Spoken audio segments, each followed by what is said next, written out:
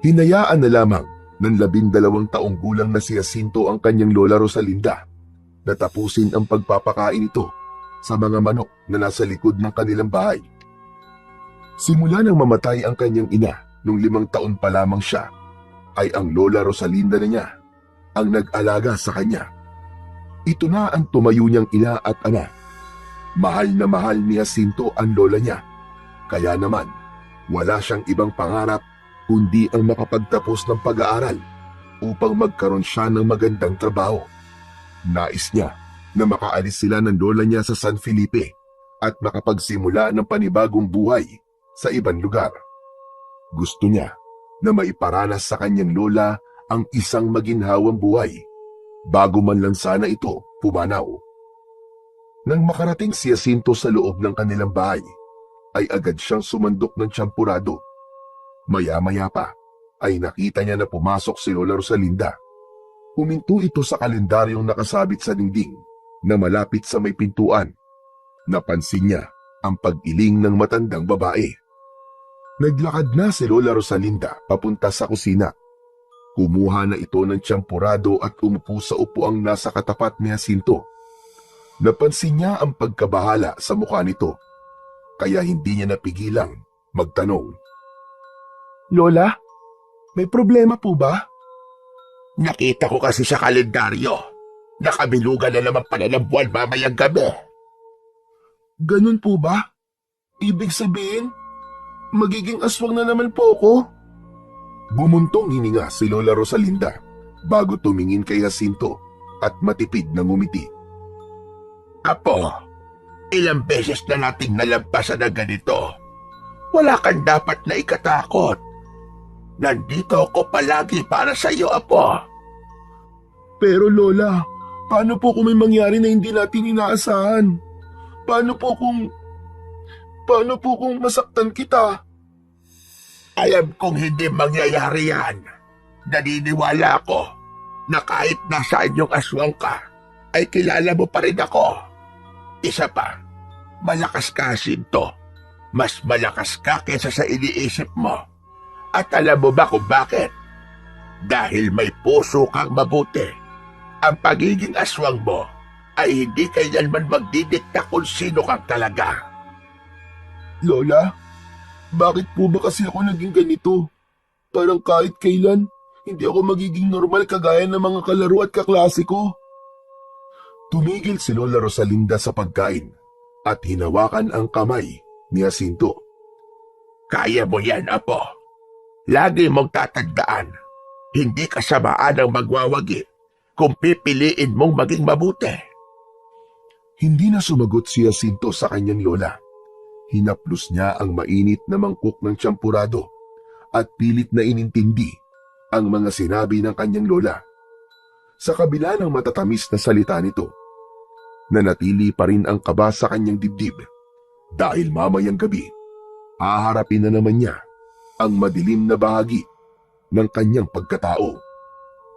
Tuwing kabilugan kasi ng buwan, nararamdaman ni Jacinto ang hindi maipaliwanag na pagbabago sa kanyang katawan. Literal na nagiging aswang siya at nagkakaroon siya ng matinding pagkauhaw sa dugo. Ang sumpa na yun ay nag-ugat mula sa trahedyang nangyari sa nanay ni Jacinto. Pinagsamantalahan ito ng isang aswang, kaya nang ipinanganak siya nito, ay nasa dugo na niya ang pagiging isang aswang. Bata pa lamang si Jacinto nang malaman niya ang bagay na yon mula mismo kay Lola Rosalinda. Ayon sa lola niya, mas mabuting malaman niya na yon ng maaga dahil hindi nito kayang ilihim yon kay Jacinto habang buhay. Sa loob ng 10 taon, walang naramdamang kakaiba si Jacinto. Lumaki siyang ordinaryong bata sa piling ng kanyang lola. Ngunit nang sumapit ang kanyang ika-10 kaarawan, ay doon na nagsimula ang bangungot sa buhay niya. Nagsimula ang pagbabago. Nang unang beses na nangyari yon, ay nagtungo siya sa kulungan ng kanilang mga manok. Sa gulat ni Lola Rosalinda, natagpuan niyang duguan ang mga manok kinaumagahan at si Jacinto ay nanginginig sa isang sulok habang puno ng dugo ang kanyang mga kamay at muka. Kinagabihan, bago sumapit ang 12:00 ng hating gabi, ay hawak na ni Lola Rosalinda ang isang makapal na lubid, habang si Jacinto naman ay nakasandal na sa matibay na haligi ng kanilang kubo. Alam nilang dalawa na ilang minuto na lamang ay magiging aswang na nga si Jacinto. Maingat na inikot ni Lola Rosalinda ang lubid sa katawan ni Jacinto at siniguro nitong mahigpit ang pagkakatali nun. Matapos maitali ni Lola Rosalinda sa haligi, ay naawa itong tumingin kay Jacinto. Patawarin mo ko, Apo. Hindi ko gustong gawin ito sa iyo. Wala po kayong dapat na ihingi ng tawad, Lola. Dapat pa nga po ako magpasalamat kasi kahit ganito po ako, hindi niyo po ako iniiwan. Pinunasan ni Lola Rosalinda ang namumong luha sa kanyang mga mata. Saka inilapit ang muka sa noo ni Jacinto at hinalikan nito. Hindi kita kailanman iiwan, Apo. Kahit ano o sino ka pa. Mahal na mahal kita, Apo ko. Ngunit bago pa makapagsalita muli si Jacinto, isang malamig na hangin ang dumaloy sa loob ng kubo. Nagsimula ng manginig ang katawan ng bata at naramdaman niya ang unti-unting paggapang ng init sa kanyang mga ugat. Ang kanyang mga kamay ay nanginig habang marahang tumutulis ang kanyang mga kuko. Ang kanyang balat ay naging magaspang at nangitim ng bahagya. Humingal siya at pilit niyang nilabanan ang hindi maiwasang pagbabago sa kanyang katawan. Naramdaman niya ang pagtulis ng kanyang mga ngipin. Nagpakawala si Jacinto ng mahinang pag-angil. Nagpumiglas siyang makawala sa pagkakatali pero hindi siya nagtagumpay dahil sadyang matibay ang pagkakatali ni Lola Rosalinda. Nakatayo ito sa gilid. Bakas sa mukha nito ang takot pero hindi ito umalis sa tabi ni Jacinto. Sa wakas, natapos na ang pag-aanyong aswang ni Jacinto. Nanatili pa rin si Lola Rosalinda sa tabi ni Jacinto habang nagdarasal na sana ay makayanan nilang muli ang gabing yun. Matapos maging aswang ni Jacinto, ay nagmamadaling lumabas ng kubo si Lola Rosalinda. Bit-bit ang isang lampara. Nagsimulang magwala si Jacinto. Nagpumiglas siya habang pilit na kumakawala sa pagkakatali. Tumilapon ng isang bangko nang tumama ang kanyang mga paa roon. Nanunuyo ang lalamunan niya at alam niya na walang makakaalis ng pagkauhaw na yon, kundi sariwang dugo lamang. Ilang minuto ang lumipas bago bumalik si Lola Rosalinda. May bitbit ito na isang buhay na manok. Maingat ngunit mabilis na pinatay ni Lola Rosalinda ang manok gamit ang kutsilyo. Pinatulo nito ang dugo ng manok sa isang mangkok. Nang halos naubos na ang dugo ng manok, ay agad nitong inilapit yon sa bibig ni Jacinto.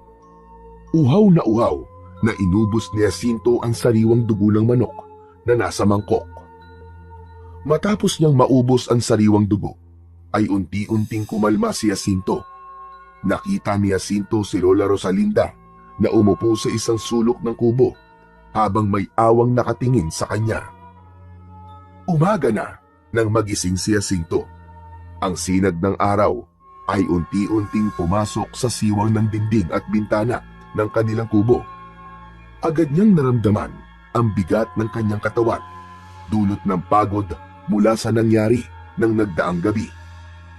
Tumingin siya sa paligid. Napansin niya si Lola Rosalinda na nakaupo lang sa isang sulok. Nakasandal ito sa dingding at ang ulo ay nakatungo. Mahimbing itong natutulog. Nakita ni Jacinto ang lamparang nakapatong sa sahig malapit dito. Patunay na nagbantay ang kanyang lola sa buong magdamag. Alam niya na hindi na nito nagawang mahiga sa kanilang higaan. Napalunok si Jacinto at pinigilan niya ang pamumuo ng luha sa kanyang mga mata. Labis ang awa niya sa lola niyang ginagawa ang lahat para sa kanya. Maya-maya pa ay biglang gumalaw si Lola Rosalinda. Marahang bumukas ang mga mata nito at agad itong ngumiti nang makita si Jacinto na gising na. Tapos na, Apo. Nairaos natin ang kabilugan ng buwan kagabi. Hindi na napigilan pa ni Jacinto ang sarili. Nagsimulang tumulo ang kanyang mga luha. Tumayo si Lola Rosalinda at sinimulan nitong alisin ang pagkakatali kay Jacinto. Nang makawala na si Jacinto, ay agad niyang niyakap ang lola niya ng mahigpit. Hinaplos ni Lola Rosalinda ang likod ng bata at hinayaan lang siya nitong umiyak. Lola, sawang-sawa na po ako. Ayoko na po maging aswang, Lola. Ayoko na po ng ganitong buhay. Jacinto, apo, huwag kang mawawala ng pag-asa. Hindi tayo pababayaan ng Diyos. Magdasal ka lang palagi at magtiwala sa Kanya, apo. May awa rin ang Panginoon. Sa mga salitang yon, naramdaman ni Jacinto ang bahagyang ginawa. Bagamat mabigat pa rin sa kanyang kalooban, ang yakap ng kanyang lola at ang mga salita nito na puno ng pag-asa ay naging parang ilaw sa kanyang madilim na mundo. Sa kabila ng lahat, alam niyang hindi siya nag-iisa dahil naniniwala siya na hindi siya iiwanan ng kanyang lola Rosalinda kahit na anong mangyari. Matapos mag-almusal, ay naghanda na sina Jacinto at Lola Rosalinda para pumunta sa palengke. Bitbit ni Jacinto ang kanilang bayong habang naglalakad sila sa maklipig na daan na pinaliligiran ng mga punong kahoy at matataas na dayami. Ang mga tunog ng mga ibon at huni ng kuliglig ay sumasabay sa kanilang bawat hakbang. Habang nagkwekwentuhan sila, ay nakasalubong nila si Ka Pablo, ang kilalang albularyo sa kanilang lugar. Rosalinda! Jacinto! Aba, mabuti nakita ko kayo. Mag-iingat kayo, ha? Mukhang nagsisimula na namang umatake ang mga aswang dito sa San Felipe. Ano mo naman nasabi yan, Pablo? Aba, kaninang umaga, natagpuan ng ating kapitan na patay na mga alaga niyang kambing. Sa itsura ng mga sugat at paraan ng pagpatay sa mga kambing, sigurado kong aswang ang yumari doon. Hindi po ba matagal nang tumigil ang pag-atake ng mga aswang dito sa atin? Oo nga, pero hindi natin alam kung bakit bigla na lang silang bumalik. Kaya't kailangan mag-ingat ang lahat, lalo na kayo, Rosalinda. Malayo ang kubo niyo sa kabayanan. Nagkatinginan ang maglola. Ramdam ni Jacinto ang pag-aalala sa mukha ng kanyang lola Rosalinda. Jacinto, mamaya ay dumaan ka sa kubo ko, ha? May ibibigay ako na makatutulong para maprotektahan ang kubo niyo laban sa mga aswang. Huwag mong kalimutang dumaan. Opo, Ka Pablo. Maraming salamat, Pablo. Malaking tulong yun sa aming dalawa ni Jacinto. Abay, walang anuman. O sige na't mauuna na ako. Mag-iingat kayo. Nagpaalam na si Ka Pablo at nagpatuloy na sa paglalakad. Tumango si Lola Rosalinda kay Jacinto at sabay silang nagpatuloy patungo sa palengke. Habang naglalakad, ay natahimik si Jacinto. Alam niyang magiging mas komplikado ang sitwasyon sa kanilang lugar dahil sa pagbabalik ng mga pesteng aswang. Lola, hindi kaya kagaya rin ako ng mga aswang na umaatake sa lugar natin? Hindi ka kagaya ng mga yun, Apo. Hindi ka pumapatay ng tao at hindi ka nagdudulot ng takot sa mga tao. Kaya huwag mong iisipin na katulad ka ng mga aswang ngayon. Pero pumapatay po ako ng manok, Lola. Pero hindi ba?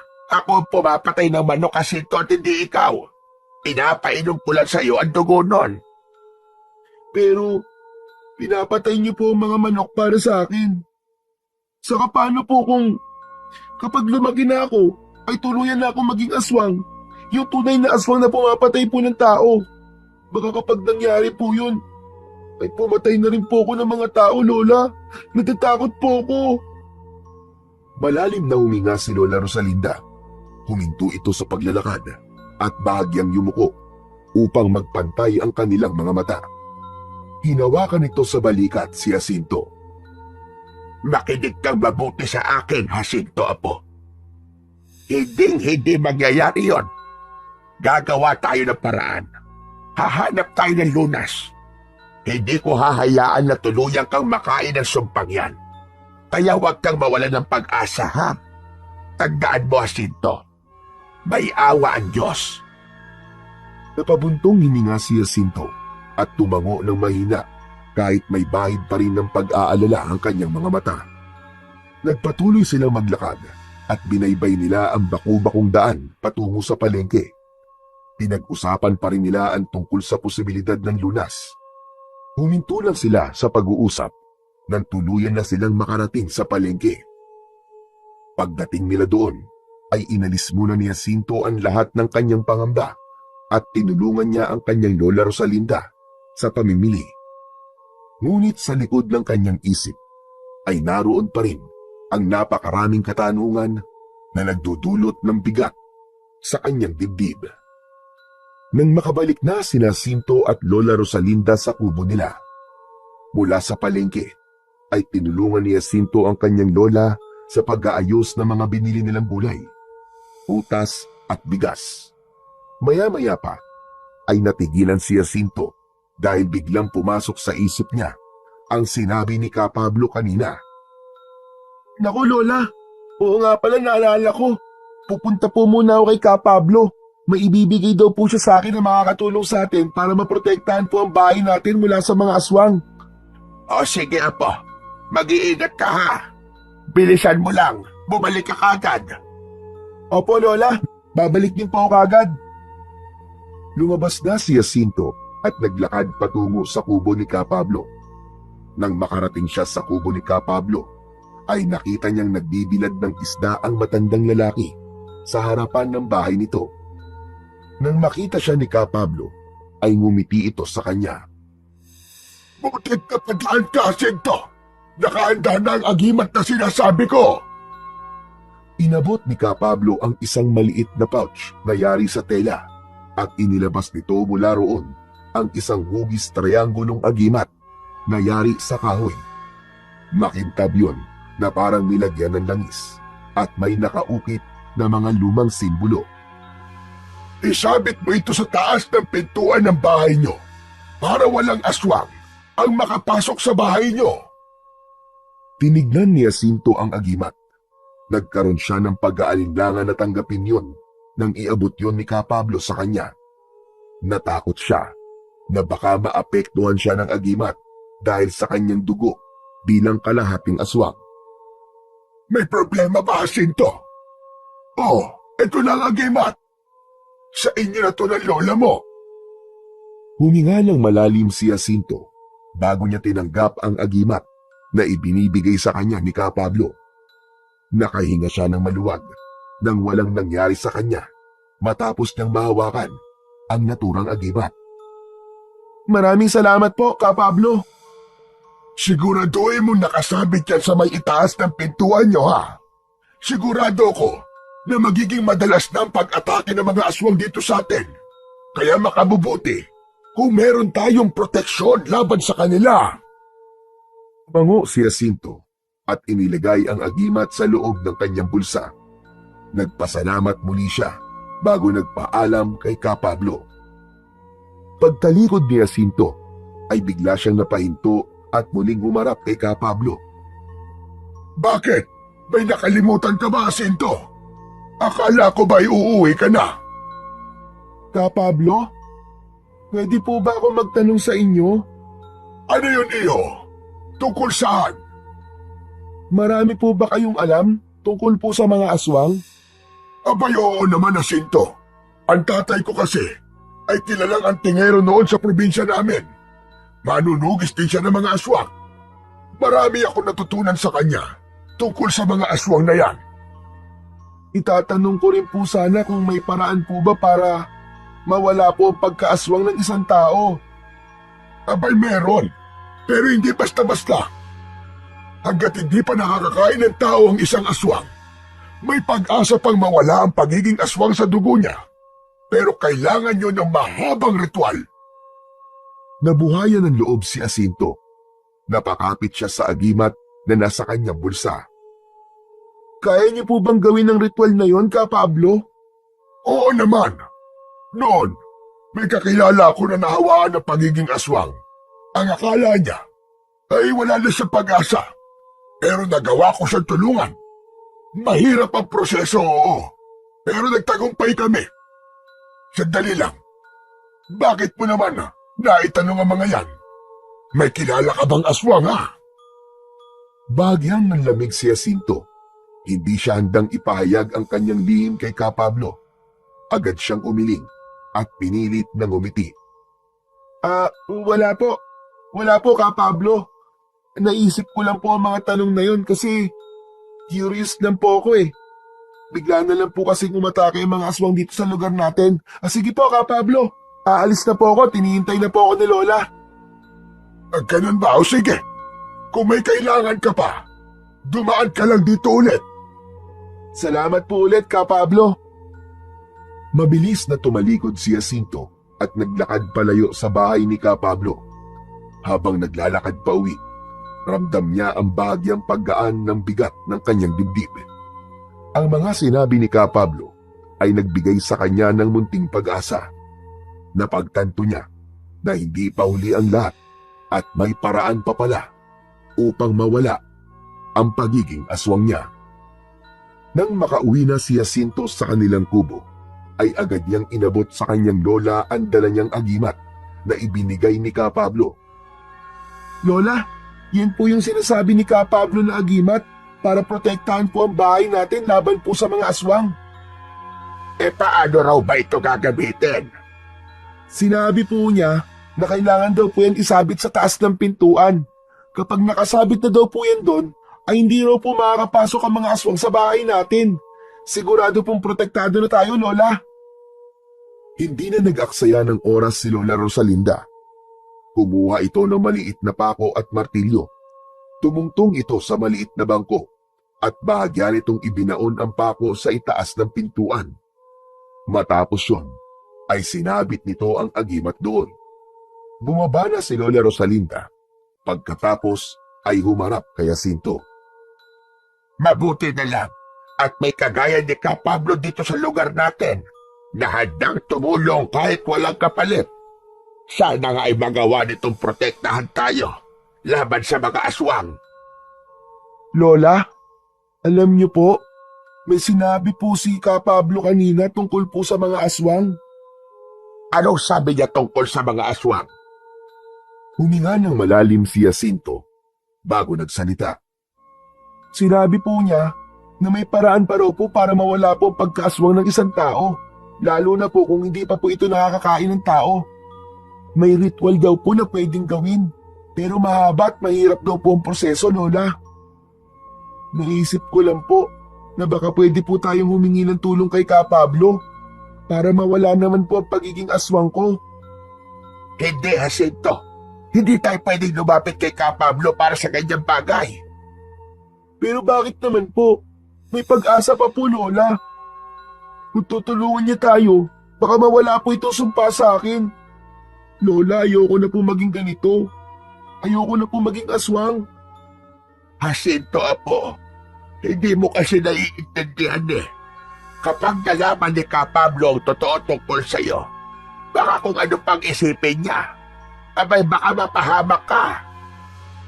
Pero sinabi niya po sa akin, Lola, na may natulungan na po siyang kagaya ko.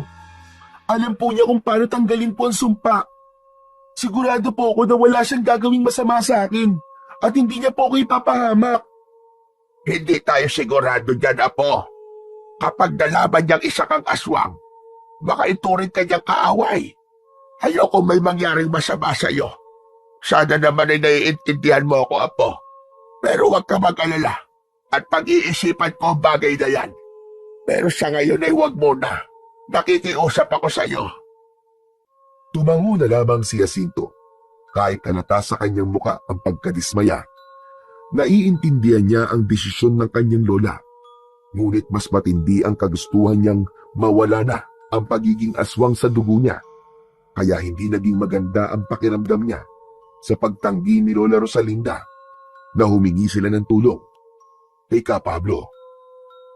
Nang mga sumunod na gabi, sunod-sunod ang naging pag-atake ng mga aswang sa San Felipe. Walang sinanto ang mga nilalang na yun. Lahat ay biniktima ng mga aswang mula sa mga magsasakang pauwi galing bukid, mga bata na naiwan sa labas ng bahay pagsapit ng dilim, at maging ang ilang kabahayan na kahit na nakakandado ay nagagawang pasukin ng mga aswang. Sa gitna ng kaguluhang yun, nanatiling ligtas ang kubo ni Jacinto. Hindi nagawang makalapit ng kahit isang aswang doon dahil sa agimat na nakasabit sa itaas ng kanilang pintuan. Bagamat ligtas sila, ramdam ni Jacinto ang sakit sa bawat alingawngaw ng sigaw at iyak ng mga biktima mula sa iba't ibang dako ng kanilang baryo. Habang patuloy ang pagdanak ng dugo sa San Felipe, unti-unting lumalim ang konsensya ni Jacinto.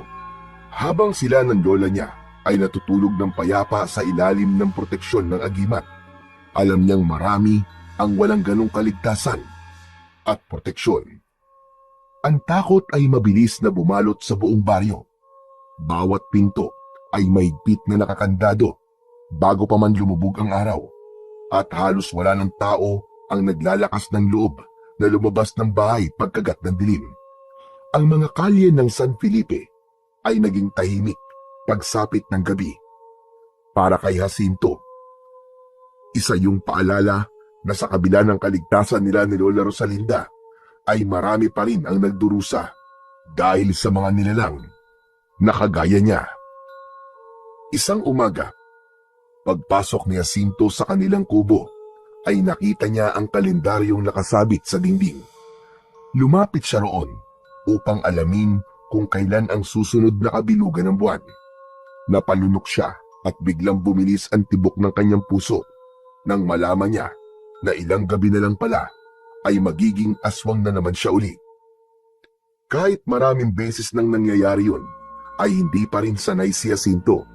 Kung siya lang ang masusunod, ayaw niya nang maging aswang dahil hindi lang siya ang nahihirapan, kundi maging ang kanyang Lola Rosalinda.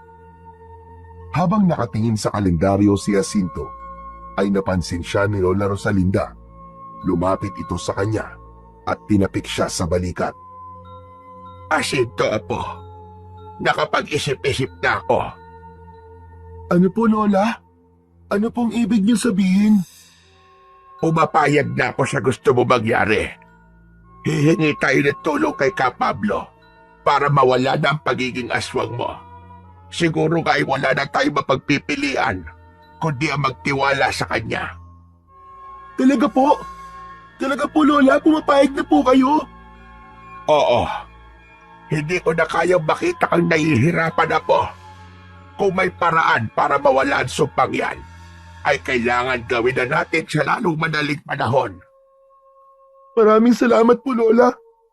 Maraming salamat po talaga. Biglang sumilay ang pag-asa sa mukha ni Jacinto. Tumayo siya at niyakap ang kanyang lola ng maigpit. Alam niya na sa pagkakataon na yon ay dininig ng Diyos ang isa sa ipinagdarasal niya gabi-gabi. At yun ay ang pumayag si Lola Rosalinda na hingin nila ang tulong ni Ka Pablo upang tuluyan na siyang maging tao. Hindi na nag-aksaya ng oras si Jacinto at Lola Rosalinda. Sa araw din yon, nagtungo sila sa kubo ni Ka Pablo. Nang makarating sila roon, ay kumatok si Jacinto sa pinto at agad naman silang pinagbuksan ni Ka Pablo. Bakas sa mukha ng matanda ang pagtataka nang makita silang maglola. Rosalinda! Jacinto! Abay, anong may tutulong ko sa inyo? Ka Pablo, may mahalaga kaming sasabihin. Pwede ba kaming tumuloy? Abay, oo naman. Pumasok kayo, dali. Pinapasok sila ni Ka Pablo sa kubo nito at naupo sila sa mahabang bangkok na naroon, habang si Ka Pablo ay humila ng upuan at pumwesto sa harapan nilang maglola. Ano ba sasabihin niyo sa akin? At mukhang napaka-importante talaga niyan para magpunta pa kayo rito. Ka Pablo, sana'y lawakan mo ang iyong pangunawa sa mga sasabihin ko. Alam kong magugulat ka. Si Jacinto kasi, siya ay kalahating aswang. Napakunot ang noo ni Ka Pablo. Bagamat nagulat, nanatili itong tahimik at hinayaan si Lola Rosalinda na magpatuloy sa pagsasalita. Ipinaliwanag ni Lola Rosalinda kung paano nagkaroon ng dugong aswang si Jacinto at ang kanilang mga pagsusumikap para mapigilan ang pagiging aswang ni Jacinto tuwing sasapit ang kabilugan ng buwan. Tahimik na nakinig si Ka Pablo. Nang matapos magkwento ni Lola Rosalinda, ay nagpakawala ng malalim na paghinga si Ka Pablo at matiim na tumingin kay Jacinto. Noon pa man, nararamdaman ko ng may kakaiba kay Jacinto. Pero hindi ko matukoy kung ano. Alam ko rin na mabuting bata siya. Kaya sige, tutulungan ko kayo. Maraming salamat Ka Pablo. Hindi mo alam kung gaano mo kami pinasaya ng aking apo. Mabutit na parito kayo. Pero tanong ko lang, Jacinto, nakakain ka na ba ng tao? Hindi pa po. Dugo lang po ng manok ang iniinom ko para kumalma po ako tuwing nagiging aswang ako. Mabuti naman kung ganon. Ibig sabihin, may paraan pa para mawala ang sumpa sa'yo. Pero tandaan nyo, ang ritual na gagawin natin ay mahaba at hindi madali. Kakailanganin ng tiyaga at tatag ng loob. Ano man po ang mga kailangan gawin, ay gagawin ko po, Ka Pablo. Mabuti kung ganon, iyo. Handa ka na ba, Jacinto? Handa na po ako, Ka Pablo. Gusto ko na pong maging normal na tao. Gusto ko na pong maalis sa pagkatao ko ang pagiging aswang.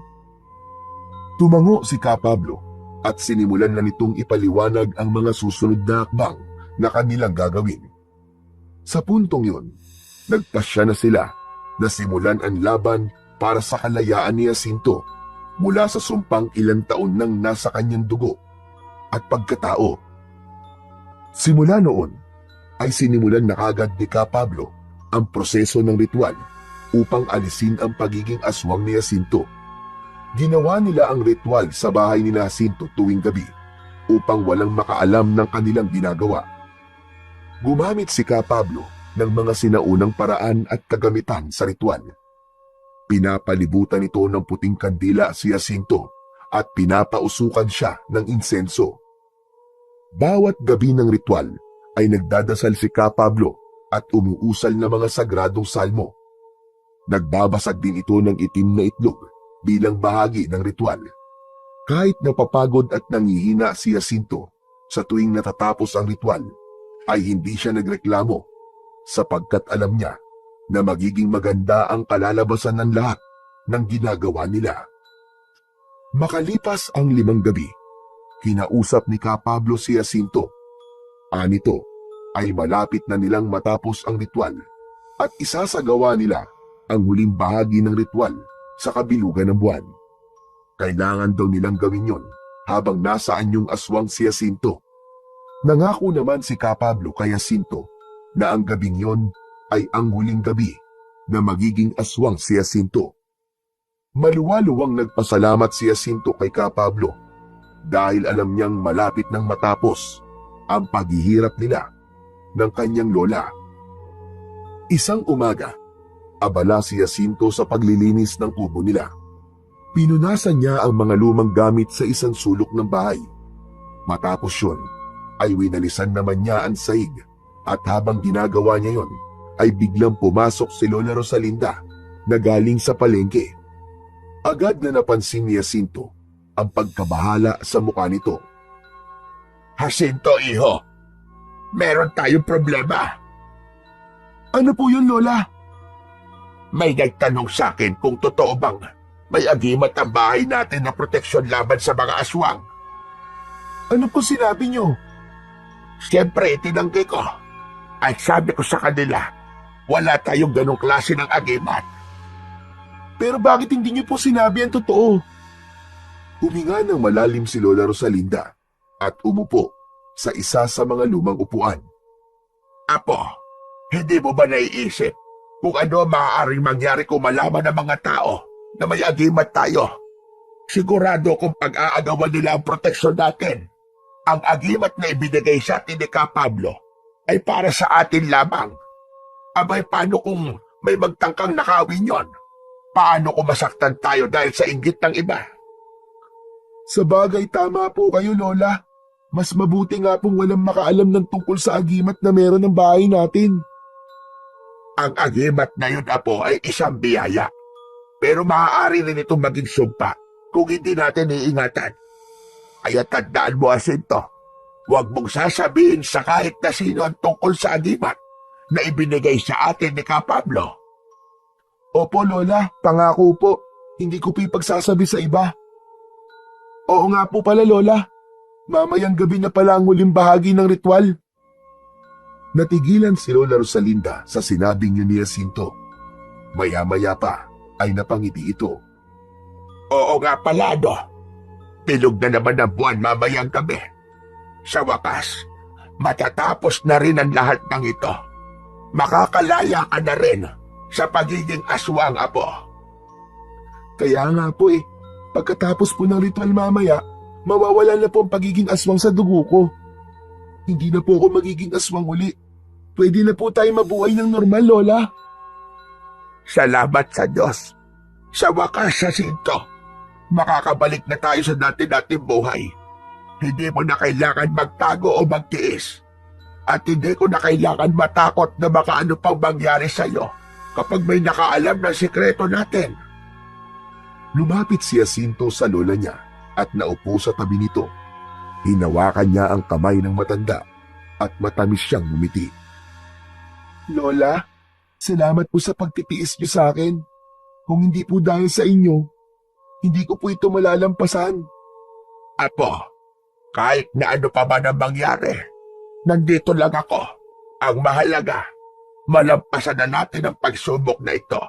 At mamaya, tuluyan na tayong magiging malaya. Niyakap ni Jacinto si Lola Rosalinda. Nadama niya sa yakap na yon ang bagong pag-asa para sa kanilang dalawa. Sa isip niya, ang gabi na parating ay hindi lamang magiging pagtatapos ng isang sumpa, kundi simula ng isang bagong kabanata sa kanilang buhay. Kinagabihan, hindi na natulog sina Jacinto. Sa loob ng kubo, naghanda na sila para sa huling bahagi ng ritual. May kaba sa puso ni Jacinto habang palakad-lakad siya sa loob ng bahay. Paminsan-minsan ay sumisilip siya sa bintana. Si Lola Rosalinda naman ay nakaupo sa isang lumang upuan habang mahigpit ang hawak sa rosaryo at nagdarasal. Maya-maya pa, napatingin si Jacinto sa lola niya. Lola, darating kaya si Kapablo? Bago pa man makasagot si Lola Rosalinda, isang malakas na sigawan mula sa labas ang bumasag sa katahimikan ng gabi. Nakarinig sila ng mga taong umiiyak at humihingi ng tulong. Halos tumayo ang balahibo ni Jacinto sa narinig nila. Lola, ang mga aswang! Umaatake na naman po sila! Paano po kung hindi makapunta dito si Kapablo? Paano na po ang ritual? Dumayo si Lola Rosalinda at nilapitan ang apo. Hinawakan nito si Jacinto sa balikat at tinignan siya ng diretso sa mga mata. Kung hindi siya makakarating ngayong gabi, wala tayong magagawa, Apo. Maghihintay ulit tayo ng susunod na kabilugan ng buwan. Pero ang tagal pa po nun, Lola. Ayoko na pong maging aswang. Naiintindihan ko, Jacinto. Pero wala tayong kontrol sa lahat ng bagay. Ang magagawa lang natin ngayon ay magdasal. Ipagdasal natin na ligtas si Kapablo at makapunta siya rito. Tahimik na tumango si Jacinto at sumulyap siya sa bintana. Nang makita niya ang bilog na buwan, ay nagdulot yun ng kinabot sa kanya. Alam niya na mamaya lang ay magiging aswang na naman siya. Ilang minuto pa ang lumipas, ay patuloy pa rin ang sigawan sa labas ng kubo ni Jacinto. Napatingin si Jacinto sa kanilang orasan at nanlamig siya nang malamang ilang minuto na lang ay sasapit na ang 12:00 ng hating gabi. Lola, ilang minuto na lang po ay 12:00 na. Malapit na po ako maging aswang. Naputol ang pagdarasal ni Lola Rosalinda at mabilis nitong kinuha ang lubid na itatali kay Jacinto upang mapigilan siyang makawala kapag naging aswang na ang bata. Ngunit bago pa nito maitali si Jacinto, ay may malakas na kumatok sa pinto ng kanilang kubo. Narinig nila ang boses ng isang lalaki na nagsabi na alam nito na may proteksyon ang bahay ni na Lola Rosalinda laban sa mga aswang. May ilang nakiusap na papasukin nila ang mga ito. Labis na nataranta si Jacinto at Lola Rosalinda. Nais man nilang papasukin ng mga tao ay hindi maaari dahil malapit nang maging aswang si Jacinto. Lola, ano pong gagawin natin? Malapit na po akong magbago. Magtiwala ka lang, Apo. Aayusin ko ito. Kakausapin ko sila. Lumapit si Lola Rosalinda sa pinto at sinubukang kausapin ang mga tao na nasa labas. Mga anak, pakiusap umuwi na kayo. Hindi ko maaaring payagan na kahit na sino na pumasok dito. Walang proteksyon ang bahay namin. Ngunit naging matigas ang mga tao at sinabi ng mga ito na hindi sila aalis doon. May sumigaw pa na kung hindi nila papapasukin ng mga tao, ay gigibain ng mga ito ang pinto ng kubo ni Jacinto. Nang sandaling yun, ay nagsimula ng manginig si Jacinto. Naramdaman niya na unti-unti na siyang nagiging aswang. Lola, hindi ko na po kayang pigilan. Magiging aswang na po ako, Lola.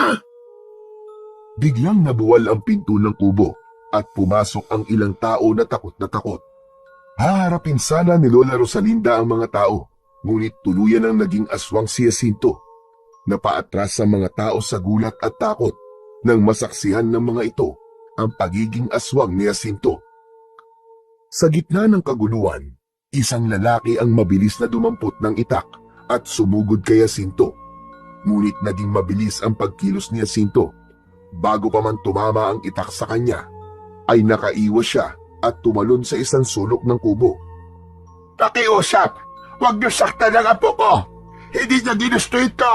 Hindi siya masamang aswang. Ngunit hindi nagpatinag ang lalaki. Muli itong sumugod kay Jacinto. Ngunit sa pagkakataong yon, ay kinagat ito ni Jacinto sa braso. Napasigaw ang lalaki sa sakit at mabilis na umatras. Nataranta na si Jacinto nang may iba pang kalalakihan ang naglabas ng mga sandata ng mga ito. Hindi niya gustong saktan ng sinuman, ngunit alam niyang hindi niya na mapipigilan ang kanyang sarili. Napatingin siya kay Lola Rosalinda na umiiyak at nagmamakaawa sa mga tao. Wala nang ibang nagawa si Jacinto kundi ang tumakbo patungo sa bintana. Binuksan niya yon at tumalon siya palabas ng kubo. Sa ilalim ng liwanag ng buwan ay tumakbo siya palayo, hindi lang sa kanilang bahay, kundi maging sa San Felipe.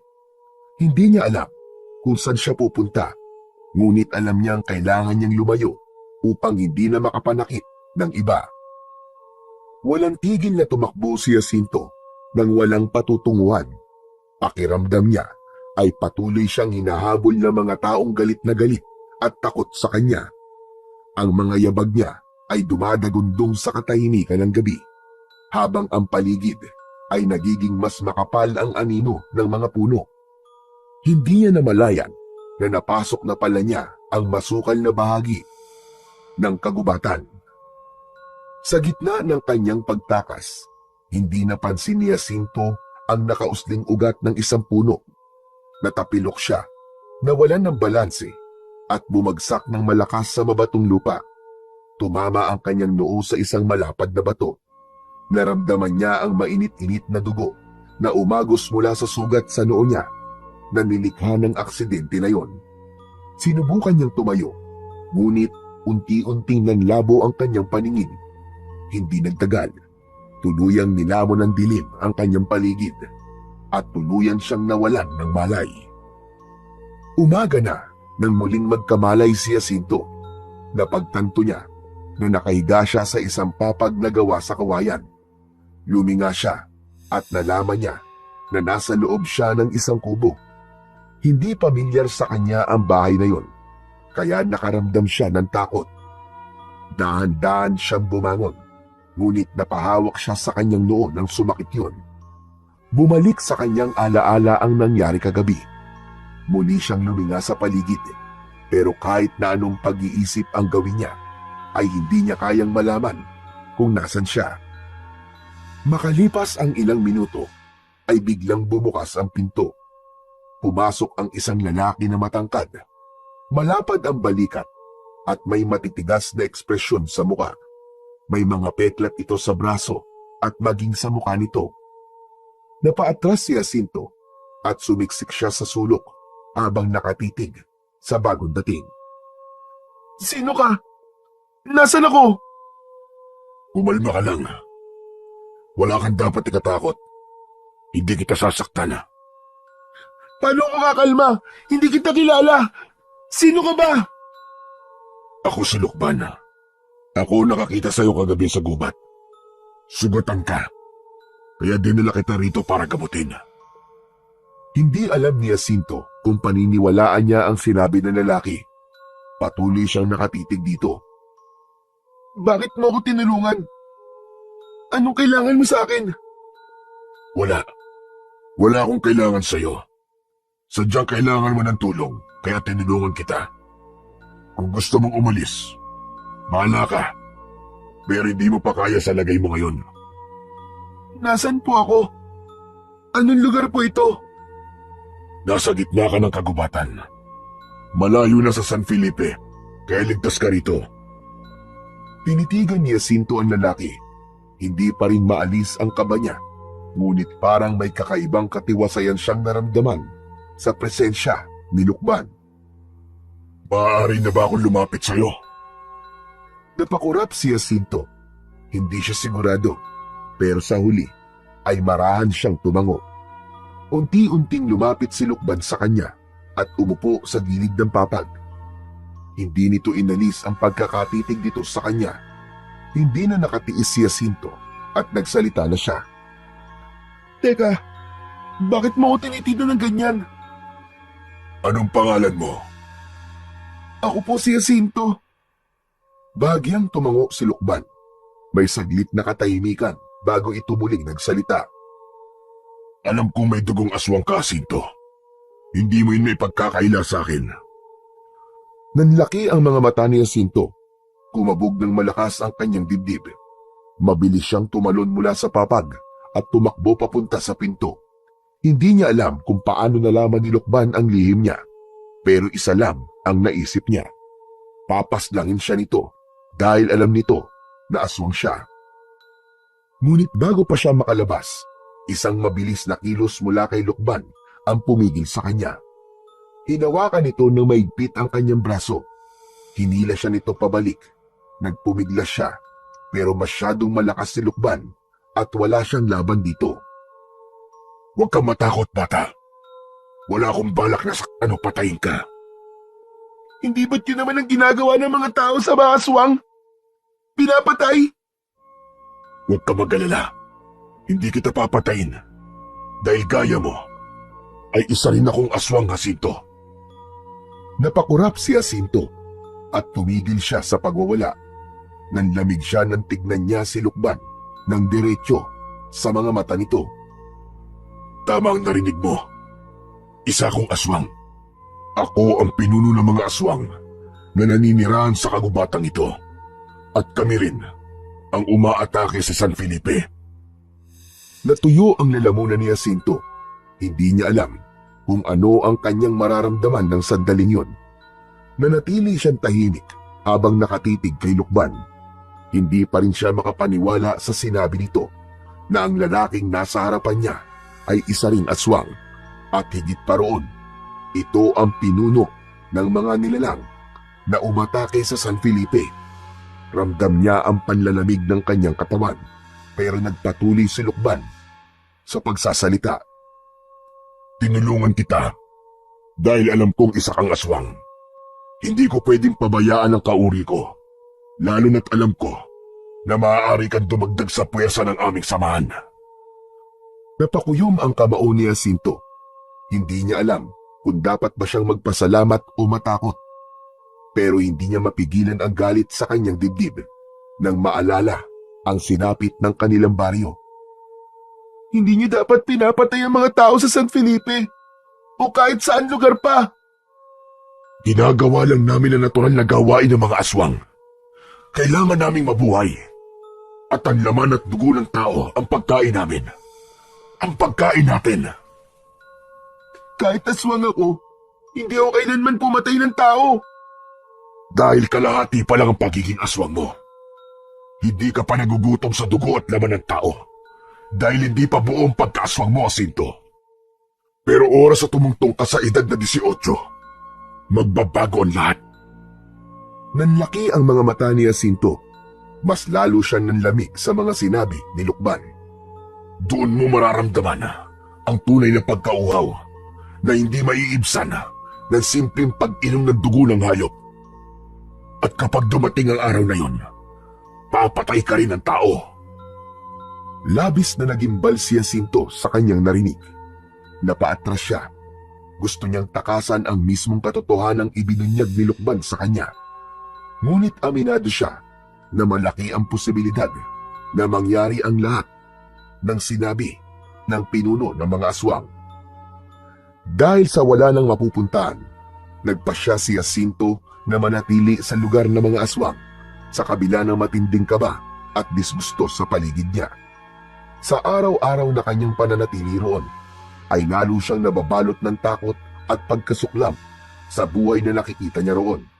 Ang bawat kubo ay puno ng mga nakasampay na piraso ng karne ng tao, habang ang amoy ng dugo ay tila hindi nawawala sa hangin. Dahil hindi niya magawang kainin ang pagkaing inihahain sa kanya, natuto si Jacinto na maghanap ng sarili niyang pagkain sa gubat. Nangongolekta siya ng mga prutas at nangangaso ng mga hayop. Umiinom siya ng tubig mula sa batis.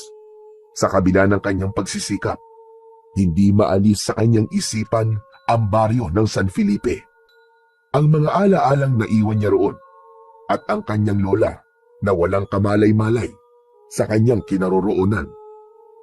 Bagamat labag sa kanyang kalooban, napilitan siyang manatili sa tirahan ng mga aswang sa gubat, kapalit ng pangako ni Lukban na hindi gagalawin ng mga aswang si Lola Rosalinda. Ngunit habang lumilipas ang mga araw, lalong nagiging mabigat sa kanyang dibdib ang bawat sandaling kasama ang mga nilalang na nagdudulot ng takot at kamatayan sa mga tao sa San Felipe. Isang umaga, habang nasa kubo niya si Jacinto, ay biglang pumasok doon si Lukban. Tumayo ito sa harapan niya at matiim siyang tinignan. Anong ginagawa mo rito? Kung pipilitin mo akong kumain ng tao, ay wag mo nang ipilit. Dahil hindi ko gagawin yun. Wala ako rito para pilitin kang gawin ang hindi mo pa kaya sa ngayon. Gusto ko lang ipaalala sa'yo na bilog ang buwan mamayang gabi. At alam mo naman kung ano ang mangyayari kapag bilog ang buwan. Kung ganun, itali niyo na lang ako sa kung saan para hindi ako mapunta sa kung saan. Hindi namin gagawin yun sa'yo, Jacinto. Bilang bahagi ka na ng sama namin, kailangan sumama ka sa amin mamayang gabi. Aatake kami sa San Felipe. Panahon na para makita mo kung ano ang ginagawa ng isang aswang na kagaya mo. Mariing umiling si Jacinto. Wala akong balak na pumatay ng tao. Kahit kailan, hindi ko kayang gawin yun. Hindi ko gagawin yun. Hindi mo kailangan pumatay sa ngayon. Pero sumama ka para makita mo kung anong ginagawa ng ating lahi.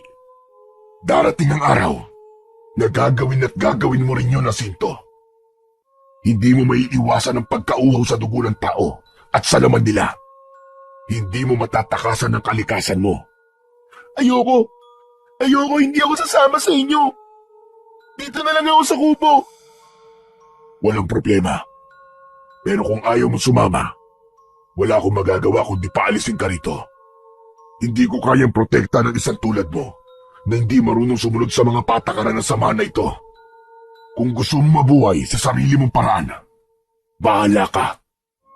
Pero ito ang tandaan mo. Wala nang ligtas na lugar para sa'yo. Kundi dito lang. Dito lang sa lugar ko, Jacinto. Nangibabaw ang takot sa puso ni Jacinto sa sinabing yun ni Lukban. Alam niya na kung aalis siya roon, ay wala na siyang mapupuntahan. Hindi siya maaaring bumalik sa San Felipe at hindi rin niya alam kung paano mabubuhay ng mag-isa sa gitna ng kagubatan. Napilitan siyang tumango kahit labag sa kalooban niya. Oo na, sasama na ako. Mabuti naman kung ganon. Maganda ka na para mamayang gabi. Nang umalis na si Lukban, ay parang may matalim na kutsilyong bumaon sa dibdib niya. Alam ni Jacinto na ang gagawin niyang pagsama sa mga aswang ay isang hakbang upang mas lalo siyang mapalapit sa mundo ng mga aswang na pilit niyang nilalabanan. Ngunit wala na siyang ibang pagpipilian. Pagsapit ng gabi, ay nanatili si Jacinto sa loob ng kubo. Totoo ang sinabi ni Lukban dahil sa labas ay bilog na bilog ang buwan. Hindi siya mapakali, kaya panay ang lakad niya pabalik-balik sa iisang direksyon. Nanginginig ang kanyang mga kamay at ramdam niya ang malamig na pawis na tumutulo sa kanyang sentido. Anong gagawin ko? Anong gagawin ko? Dapat ba talaga ako sumama kina Lukban sa pag-atake sa San Felipe? Napalunok si Jacinto nang maramdaman niya ang init na bumalot sa kanyang katawan. Napahawak siya sa kanyang dibdib dahil tila may umaapoy sa loob ng kanyang katawan. Napapikit si Jacinto, lumalim ang paghinga niya at sa isang iglap ay nag-anyong aswang na siya. Napaluhod siya at isang malakas na alulong ang kanyang pinakawalan. Bumukas ang pinto ng kubo at pumasok si Lukban na nasa anyo na rin ng isang aswang. Ang mga mata nito ay nagliliyab sa dilim at ang malalaki nitong pangil ay kitang-kita. Tumayo ito sa harapan ni Jacinto. Oras na, Jacinto. Aalis na tayo. Halika na. Sumama ka na sa amin. Walang sagot si Jacinto. Nakatingin lang siya kay Lukban habang nanginginig ang kanyang buong katawan. Tumayo siya at sumama na kay Lukban. Sa labas ay naroon ang iba pang mga aswang. Tumitig ang mga ito kay Jacinto na parang tinatanggap siya bilang bahagi ng kanilang grupo. Tahimik na sumunod si Jacinto kay Lukban at sa iba pang mga aswang. Tinahak nila ng mabilis ang daan palabas ng gubat upang umatake sa San Felipe. Mabilis na gumalaw ang mga aswang na parang lahat ay sabik na makakain ng sariwang laman ng tao. Nang marating nila ang San Felipe, kahit nasaan yung aswang si Jacinto, ay may parte pa rin ng puso niya ang natakot sa sasapitin ng mga tao sa San Felipe sa gabing yon, sa kamay ng mga aswang. Nang sumalakay ang mga aswang, ay labis na kinilabutan si Jacinto habang pinagmamasdan niya ang malagim na pag-atake. Sa isang iglap, napuno ang gabing yon ng mga iyak at paghingi ng tulong ng mga tao. May iba na nagmamakaawa sa mga aswang, pero alam ni Jacinto na walang silbi ang pagmamakaawa ng mga tao dahil walang ibang nasa isip ang mga aswang na naroon, kundi ang maibsan ang labis na pagkauhaw at gutom na nararamdaman ng mga ito. Habang patuloy ang lagim sa San Felipe, unti-unting napuno ng panginginig ang katawan ni Jacinto. Kahit nasaan yung aswang siya, ramdam niya ang matinding pagkasuklam sa kanyang sarili. Ang paligid ay puno ng dugo ang bangkay at ang alingasaw ng kamatayan ay bumalot sa hangin. Hindi niya kayang maging bahagi ng karumal-dumal na pangyayaring yon. Nang matapos ang pag-atake, mabilis na tumakbo sina Lukban at ang iba pang aswang pabalik sa kagubatan. Sumabay si Jacinto sa mga ito kahit nanginginig pa rin ang katawan niya sa kanyang nasaksihan. Tahimik ang buong grupo habang naglalakad pabalik sa kuta ng mga aswang. Ngunit ang katahimikan ay binasag ni Lukban na nasa tabi lang ni Jacinto. Tinto, ang totoo'y pinagbigyan lang kita ngayong gabi. Pero sa susunod na pagbilog ng buwan at naging aswang ka muli, ay kailangan mo na sumama sa amin. Hindi para manood lang, kundi upang pumatay at kumain ng tao. Kailangan mo matutunan ng maaga kung ano talaga ang ginagawa ng mga kagaya natin. Napasinghap si Jacinto sa kanyang narinig, ngunit pinigilan niyang magsalita. Ayaw niyang ipahalata ang matinding takot na nararamdaman niya, ngunit sa loob-loob niya ay may isang sigaw ng pagtutol na pilit niyang nilulunok. Kinaumagahan, nakahiga si Jacinto sa papag habang nakatingin sa kawalan. Paulit-ulit na bumabalik sa kanyang isip ang nakakakilabot na pangyayari kagabi. Ramdam pa rin niya ang bigat sa kanyang dibdib. Ang tanong sa sarili kung paano siya napunta sa ganong sitwasyon. Napabalikwas siya ng bangon nang bumukas ang pinto at pumasok si Lukban. May dala itong isang maliit na sisidlan na puno ng iba't ibang prutas. Tahimik nitong inilapag ang sisidlan sa tabi ni Jacinto bago naupo sa isang silya malapit sa kanya. Kumain ka na muna. Alam kong pagod ka pa. Tinignan ni Jacinto ang mga prutas, ngunit hindi niya magawang galawin ang mga yon. Hindi niya alam kung kaya pa niyang lunukin ang kahit na anong pagkain ng oras na yon. Alam ko nagulat ka sa nakita mo kagabi. Pero kailangan mo mamulat ng maaga, Jacinto. Hindi ka maaaring manatiling ganyan. Isang araw, magiging ganap ang pagiging aswang mo. Mas mabuting matutunan mo na ngayon kung paano mabubuhay. Alam kong may dugong aswang ako, pero hindi ko kailanman pinangarap na pumatay ng tao. Dahil minsan, naging tao rin ako. Hindi mo kayang takasan na nakatakda sa iyo, Jacinto. Yan ang wag na wag mong kalilimutan. Wala nang ibang sinabi si Lukban pagkatapos nun. Tumayo ito at lumabas ng kubo, kaya muling naging mag-isa si Jacinto. Muli siyang napatitig sa kawalan at inisip niya na hindi siya pababayaan ng Diyos.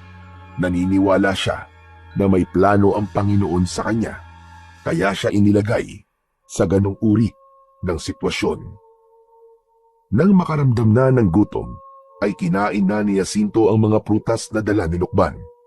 Matapos kumain, ay lumabas siya sa kubo at naglakad-lakad hanggang sa makarating siya sa masukal na bahagi ng kagubatan. Sa sandaling yun, ay naisip niyang puntahan ang kanyang lola dahil mahigit 1 buwan na simula nang huli niya itong makita. Alam niyang delikado ang kanyang balak dahil kapag may ibang taong makakita sa kanya, ay sigurado siyang manganganib ang kanyang buhay. Pero hindi niya kayang tiisin pa ang pangungulila niya sa kanyang lola. Kaya nagpatuloy si Jacinto sa paglalakad patungo sa bahay nila. Makalipas ang halos 1 oras na paglalakad, ay narating na ni Jacinto ang kanilang kubo. Nakasarado ang pinto nun at wala siyang naririnig na anumang tunog mula sa loob. Bubuksan na sana niya ang pinto, pero naalala niya ang agimat na nakasabit sa itaas ng pintuan.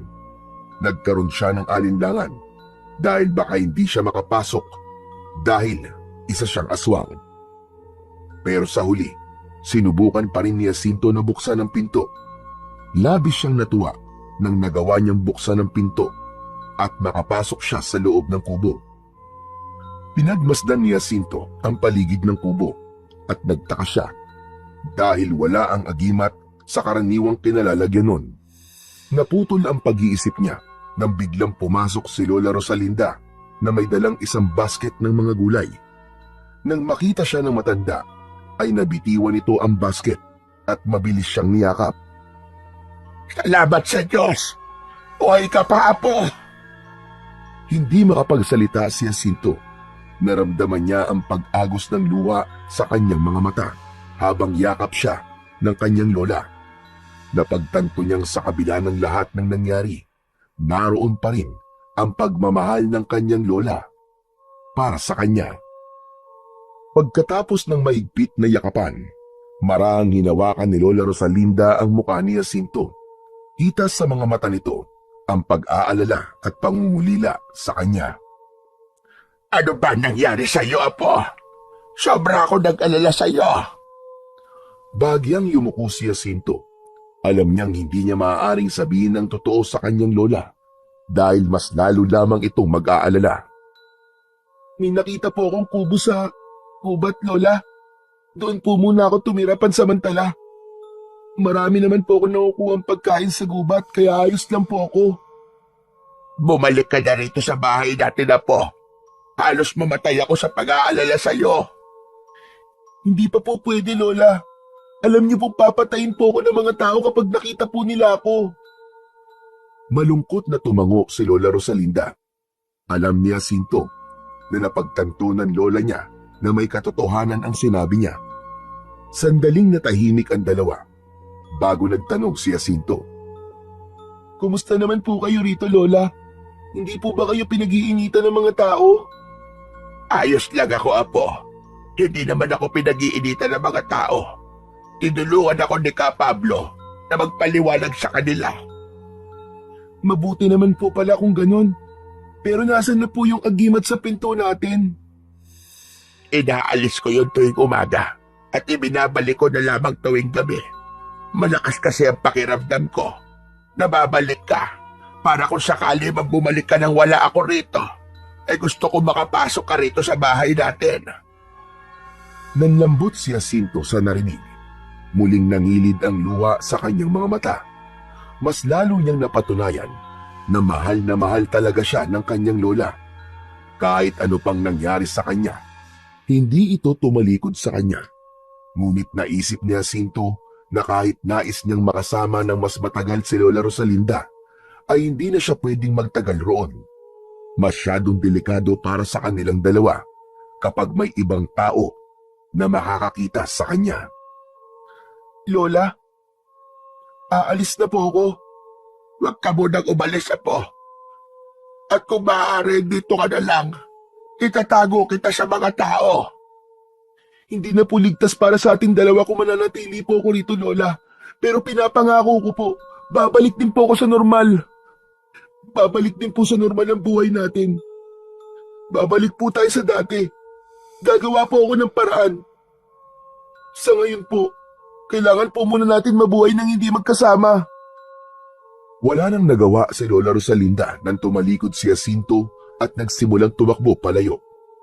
Hindi na nilingon ni Jacinto ang lola niya dahil alam niya na magiging dahilan pa yun para balikan niya ito. Nang makarating na siya sa loob ng gubat, ay doon na niya pinakawalan ang luha at hikbi na kanina pa niya pinipigilan habang nagpapaalam siya sa kanyang pinakamamahal na lola. Nang makarating na si Jacinto sa gitna ng kagubatan, ay agad siyang huminto sa tabi ng isang malaking puno upang magpahinga. Malalim ang kanyang paghinga at ramdam niya ang bigat sa kanyang dibdib. Inilagay niya ang isang kamay sa magaspang na balat ng puno habang nakayuko, habang habol ang kanyang hininga. Habang nakayuko, napansin niya ang isang kakaibang bagay sa lupa malapit sa kanyang paanan. Isang puting bato na malapad at makinis na may mga misteryosong simbolong nakaukit. Kumunot ang kanyang noo. Dahan-dahan niyang pinulot ang bato at marahang hinaplos ang mga ukit nun gamit ang kanyang daliri. Sa sandaling yun, isang malamig, ngunit hindi nakakatakot na enerhiya ang gumapang sa kanyang katawan. Para bang may dumaloy na kakaibang puwersa mula sa bato patungo sa kanya. Napalunok siya at napatingin sa paligid. Hanggang isang puting liwanag ang lumitaw sa harapan ni Jacinto. Mula sa liwanag, nabuo ang isang babaeng nakalutang sa hangin. Nakasuot ito ng mahabang puting damit na ang laylayan ay tila sumasayaw sa hangin. Ang mukha ng babae ay natatakpan ng matinding liwanag, dahilan upang hindi niya makita ang mukha nito. Ngunit dama ni Jacinto ang kakaibang kapangyarihan na bumabalot sa babaeng yun. Humigpit ang hawak ni Jacinto sa bato at napaatras siya. Handa na siyang tumakbo palayo, ngunit bago pa siya makatakbo, ay isang malamyos at mainhin na tinig ang pumigil sa kanya. Wala kang dapat ikatakot, Jacinto. Ako si Ivana, ang Diyosa ng kagubatang ito. Napatingin si Jacinto sa babaeng lumulutang sa harapan niya. Hindi pa rin siya makapaniwala sa kanyang nakikita. Anong kailangan niyo po sa akin? Ang hawak mong mutya ay isang makapangyarihang bato na iniwan ko sa kagubatang ito upang matagpuan ng isang taong karapat-dapat na magmayari nito. At dahil ikaw ang nakakita sa mutya, malinaw na ikaw ang napili niya. Bakit po ako? Ano bang meron sa mutyang ito? Ang mutyang yan ay nagbibigay ng pambihirang lakas at bilis sa sino mang magmamayari nito. Ngunit tandaan mga Sinto, ang kapangyarihang taglay nito ay dapat lamang gamitin sa kabutihan upang ipagtanggol ang mga mahihina at labanan ng kasamaan. Batid ko ang nangyayari ngayon sa San Felipe at nais kong tulungan ang mga taga roon sa pamamagitan ng pagbibigay ng makapangyarihang mutya sa isang karapat-dapat na tao upang labanan ang mga aswang. Lalabanan ng mga aswang? Mukhang nagkamali yata po ang mutya sa pagpili sa akin. Ipapaalam ko lang po sa inyo na may dugo rin po akong aswang. At ngayon ay nakatira po ako kasama ng mga aswang na sumasalakay po sa San Felipe. Alam ko ang lahat ng iyon, Jacinto. Nang piliin ka ng mutya, nalaman ko rin ang kwento ng iyong buhay. Pero sa kabila ng dugong tumadalos sa iyo, isang bagay ang hindi mo pa rin naiintindihan. Ikaw pa rin ang may kakayahang pumili kung sino at ano ang nais mong maging. Hindi ito maaaring diktahan ng kahit na sino nasa paligid mo. Gamit ang mutyang yan, hindi mo lamang magagawang baguhin ang pagtingin sa iyo ng mga tao. Magagawa mo rin kontrolin ang iyong pagiging aswang. Wala nang gabing magiging alipin ka ng pagkauhaw mo sa dugo. Napasinghap si Jacinto. Tila nagustuhan na niya ang mga sinabi ni Divana. Ngunit bago pa siya makapagtanong, unti-unting naglaho ang anyo ni Divana hanggang sa wala nang natira kundi ang malamig na hangin na dumampi sa kanyang balat. Tahimik niyang tinignan ang mutyang nasa kanyang kamay. Parang may init yung ibinubuga sa kanyang palad at ramdam niya ang kakaibang koneksyon sa bagay na yun. Para bang nagising ang isang puwersa sa loob niya na hindi niya alam na meron siya. Napapitlag si Jacinto nang may narinig siyang kaluskos mula sa likuran niya. Mabilis niyang ibinulsa ang mutya at tumingin sa kanyang likuran. Nakita niya si Lukban na naglalakad papalapit sa kanya. Mataman yung nakatingin sa kanya. Huminto si Lukban ilang dipaan layo kay Jacinto. Saan ka galing, Jacinto? Naglakad-lakad lang. Kailangan ko mag-isip. Hindi ka maaaring umalis sa kuta nang hindi nagpapaalam sa akin. Kailangan mo maganda sa susunod na pagsalakay sa San Felipe. Nakasama ka namin. Hindi nagsalita si Jacinto. Nang ayain na siya ni Lukban na bumalik sa kuta, ay sumama siya rito. Hindi niya ipinaalam dito ang tungkol sa mutya at kay Divana. Naisip niya na baka ang mutya na ang pag-asa niya upang mapatunayan niya sa mga tao sa San Felipe na kahit aswang siya, ay hindi dapat matakot ang mga ito sa kanya. Simula nang mapunta kay Jacinto ang mutya, ay palihim siyang umaalis sa kuta upang subukan ang kapangyarihan nun.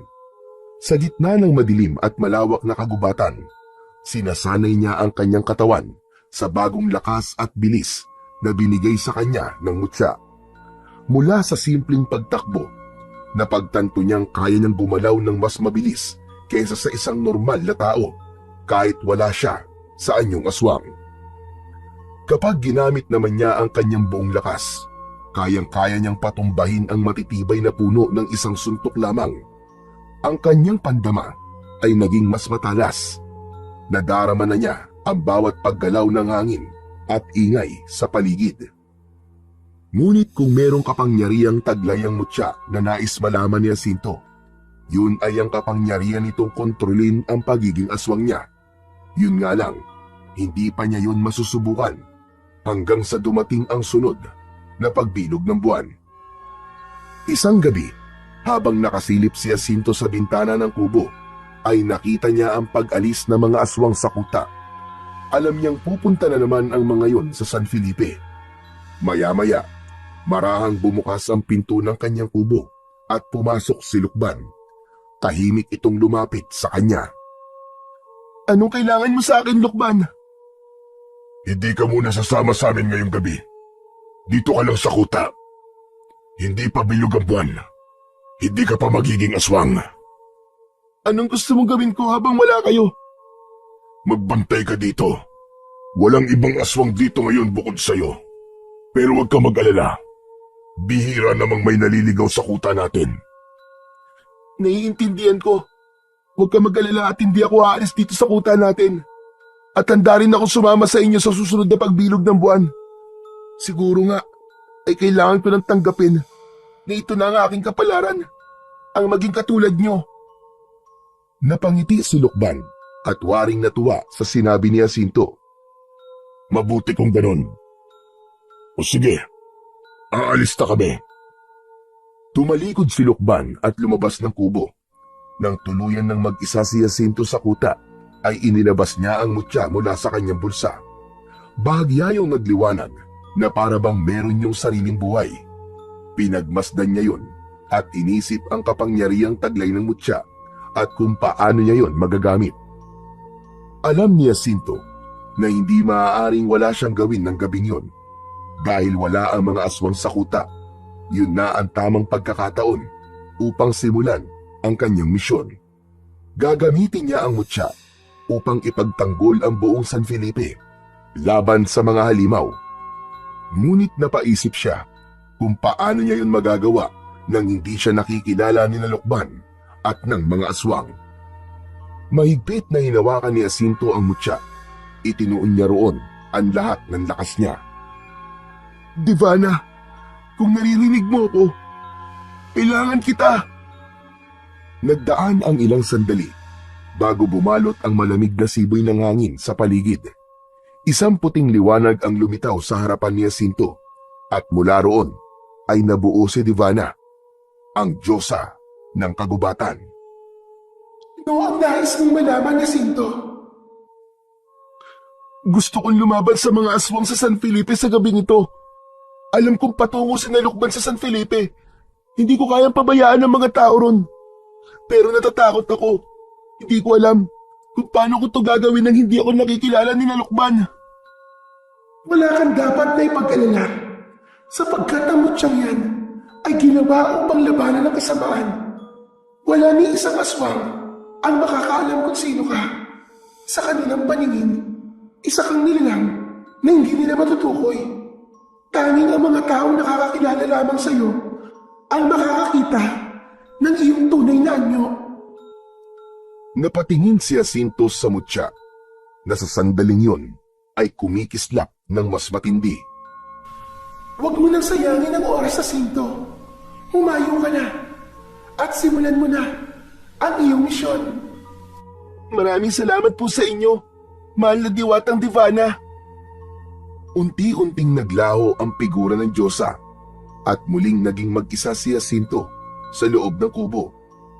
Mahigpit niyang hinawakan ng mutya at tumakbo palayo. Ang dilim ng kagubatan ay hindi na naging hadlang sa kanya. Sa gabing yun, hindi na si Jacinto ang takot na batang aswang dahil siya na ang magiging tagapagtanggol ng San Felipe laban kina Lukman. Matapos ang ilang minutong pagtakbo ni Jacinto, ay natanaw na niya sa wakas ang San Felipe. Agad siyang nagkubli sa ilalim ng isang punong malapit sa bukana ng bayan. Mula roon, nakita niya ang lagim na hatid ng mga aswang.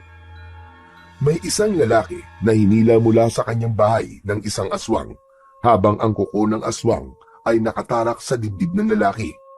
May isang bata ang umiiyak habang pilit na pinoprotektahan ng nanay nito mula sa isa pang aswang. Meron ding isang matanda na bumagsak sa lupa habang hawak ang dugo ang bisig matapos itong lapain ng isa sa mga aswang. Hinigpitan ni Jacinto ang pagkakahawak niya sa mutya sa loob ng kanyang bulsa. Huminga siya ng malalim at pinahupa ang sariling kaba at muling itinuon ang paningin sa mga aswang. Isang matulis na kawayang nakasandal sa bakod ang naisipan niyang kunin. Mabilis siyang lumingalinga at sinuri ang paligid. Kinuha niya ang isang matulis na kawayan at lumabas na siya sa kanyang pinagtataguan. Nang may isang aswang na tatalon sa isang lalaki na may sugat sa braso, ay biglang sumulpot si Jacinto mula sa gilid at buong puwersang isinaksak ang matulis na kawayan sa tagiliran ng halimaw. Napasigaw yon at pumiglas, ngunit agad niyang itinulak ang kawayan, kaya bumaon palalo yon sa laman ng aswang. Napaatras ang ibang aswang at nagulat sa pagdating ni Jacinto. Napansin ni Jacinto na wala sa mga aswang ang nakakakilala sa kanya, kaya napatunayan niyang totoo ang sinabi ni Divana. Isa pang aswang ang lumundag papunta kay Jacinto habang ang mga kuko nito ay palapit sa kanyang muka. Ngunit mabilis na umilag si Jacinto at madiin niyang itinuon ang mga paa sa lupa. Pumihit siya paharap sa aswang at buong lakas niyang itinarak ang kawayan sa dibdib nito. Nang hugutin niya ang kawayan, ay agad yung bumagsak sa lupa at nangisay. Ilang mga aswang ang nagmistulang umatras. Naramdaman ni Jacinto ang takot ng mga yon sa kanya. Mabilis siyang tumakbo sa isang aswang at buong puwersang isinaksak niya ang dulo ng kawayan sa leeg nito. Dugo ang bumagsak ang aswang sa lupa. Naging sunod-sunod na ang mga aswang na napapabagsak ni Jacinto matapos yon. Bawat galaw niya ay mabilis at kalkulado. Ang kanyang katawan ay tila may sariling isip na gumagalaw ng may likas na liksi at lakas. Hanggang sa isang malakas na sigaw ang narinig ni Jacinto mula kay Lukban. Umatras na muna tayo! Atras! Agad na sumunod ang mga aswang. Mabilis na umatras ang mga yon. Ngunit si Lukban ay hindi pa rin umaalis sa kinatatayuan nito. Matalim ang mga matang nakatitig ito kay Jacinto. Nilabanan ni Jacinto ang tingin ni Lukban hanggang sa sumama na ito sa pag-alis kasama ng mga alagad nito. Habang nakatayo si Jacinto, pinagmasdan niya ang mga dugoang katawan ng mga aswang sa paligid. Maya-maya pa ay narinig niya ang isang pamilyar na boses. Jacinto! Jacinto, apo ka! Napalingon si Jacinto. Nakita niya ang kanyang lola na nakatayo sa hindi kalayuan. Nanginginig ito at may luha sa mga mata. Kasama nito si Ka Pablo na nakatulala at waring hindi makapaniwala sa nasaksiyan. Sa paligid, unti-unting lumalabas mula sa mga taguan ang mga tao. May pagkamangha sa mga mata ng mga yon habang nakatingin sa batang si Jacinto. Jacinto! Abay ka nga! Paano mo nagawa lahat ng yon? Lalong bumigat ang pakiramdam ni Jacinto, lalo na nang maraang lumapit sa kanya si Lola Rosalinda na tila gusto siyang yakapin. Apo, Jacinto, halika! Umuwi ka na! Nag-init ang gilid ng mga mata ni Jacinto. Gusto niyang lumapit sa kanyang lola at gusto niya tong yakapin ng maigpit. Ngunit naalala niya si Lukban. Kailangan niyang makabalik sa kuta bago pa dumating doon si Lukban. Bago pa siya mahawakan ng kanyang lola, bigla siyang umatras at mabilis na tumakbo palayo. Jacinto, apo! Bumalik ka rito! Apo! Narinig ni Jacinto ang pagtawag ng kanyang lola, ngunit hindi siya maaaring huminto. Hindi pa sila maaaring magsama ng kanyang lola hanggang nabubuhay pa si Lukban. Sa isang iglap, nawala si Jacinto sa kadiliman ng gabi. Mabilis siyang tumakbo patungo sa kuta ng mga aswang. Pagdating ni Jacinto sa kuta ay tahimik ang buong paligid. Wala pa si Lukban at ang iba pang mga aswang. Nagmamadali siyang nagtungo sa palikuran, dala ang matinding kaba sa dibdib. Agad siyang nagilamos ng tubig sa kanyang muka upang mawala ang bakas ng dugo na kumapit sa kanyang muka at ibang parte ng katawan. Habang abala sa paglilinis, bigla niyang naramdaman ang malamig na simoy ng hangin sa kanyang batok. Kasabay nun ay may presensya siyang naramdaman sa likuran niya. Napahinto siya at mabilis siyang napalingon. Nakita ni Jacinto si Lukban na nakatayo sa kanyang likuran. Matalim ang mga mata nito at tahimik na nakatingin sa kanya. Lukban, ikaw pala yan. Nakabalik na pala kayo. Ang bilis nyo naman bumalik. Ano, kumusta ang pagsalakay niyo sa San Felipe? Ayoko munang pag-usapan na nangyari.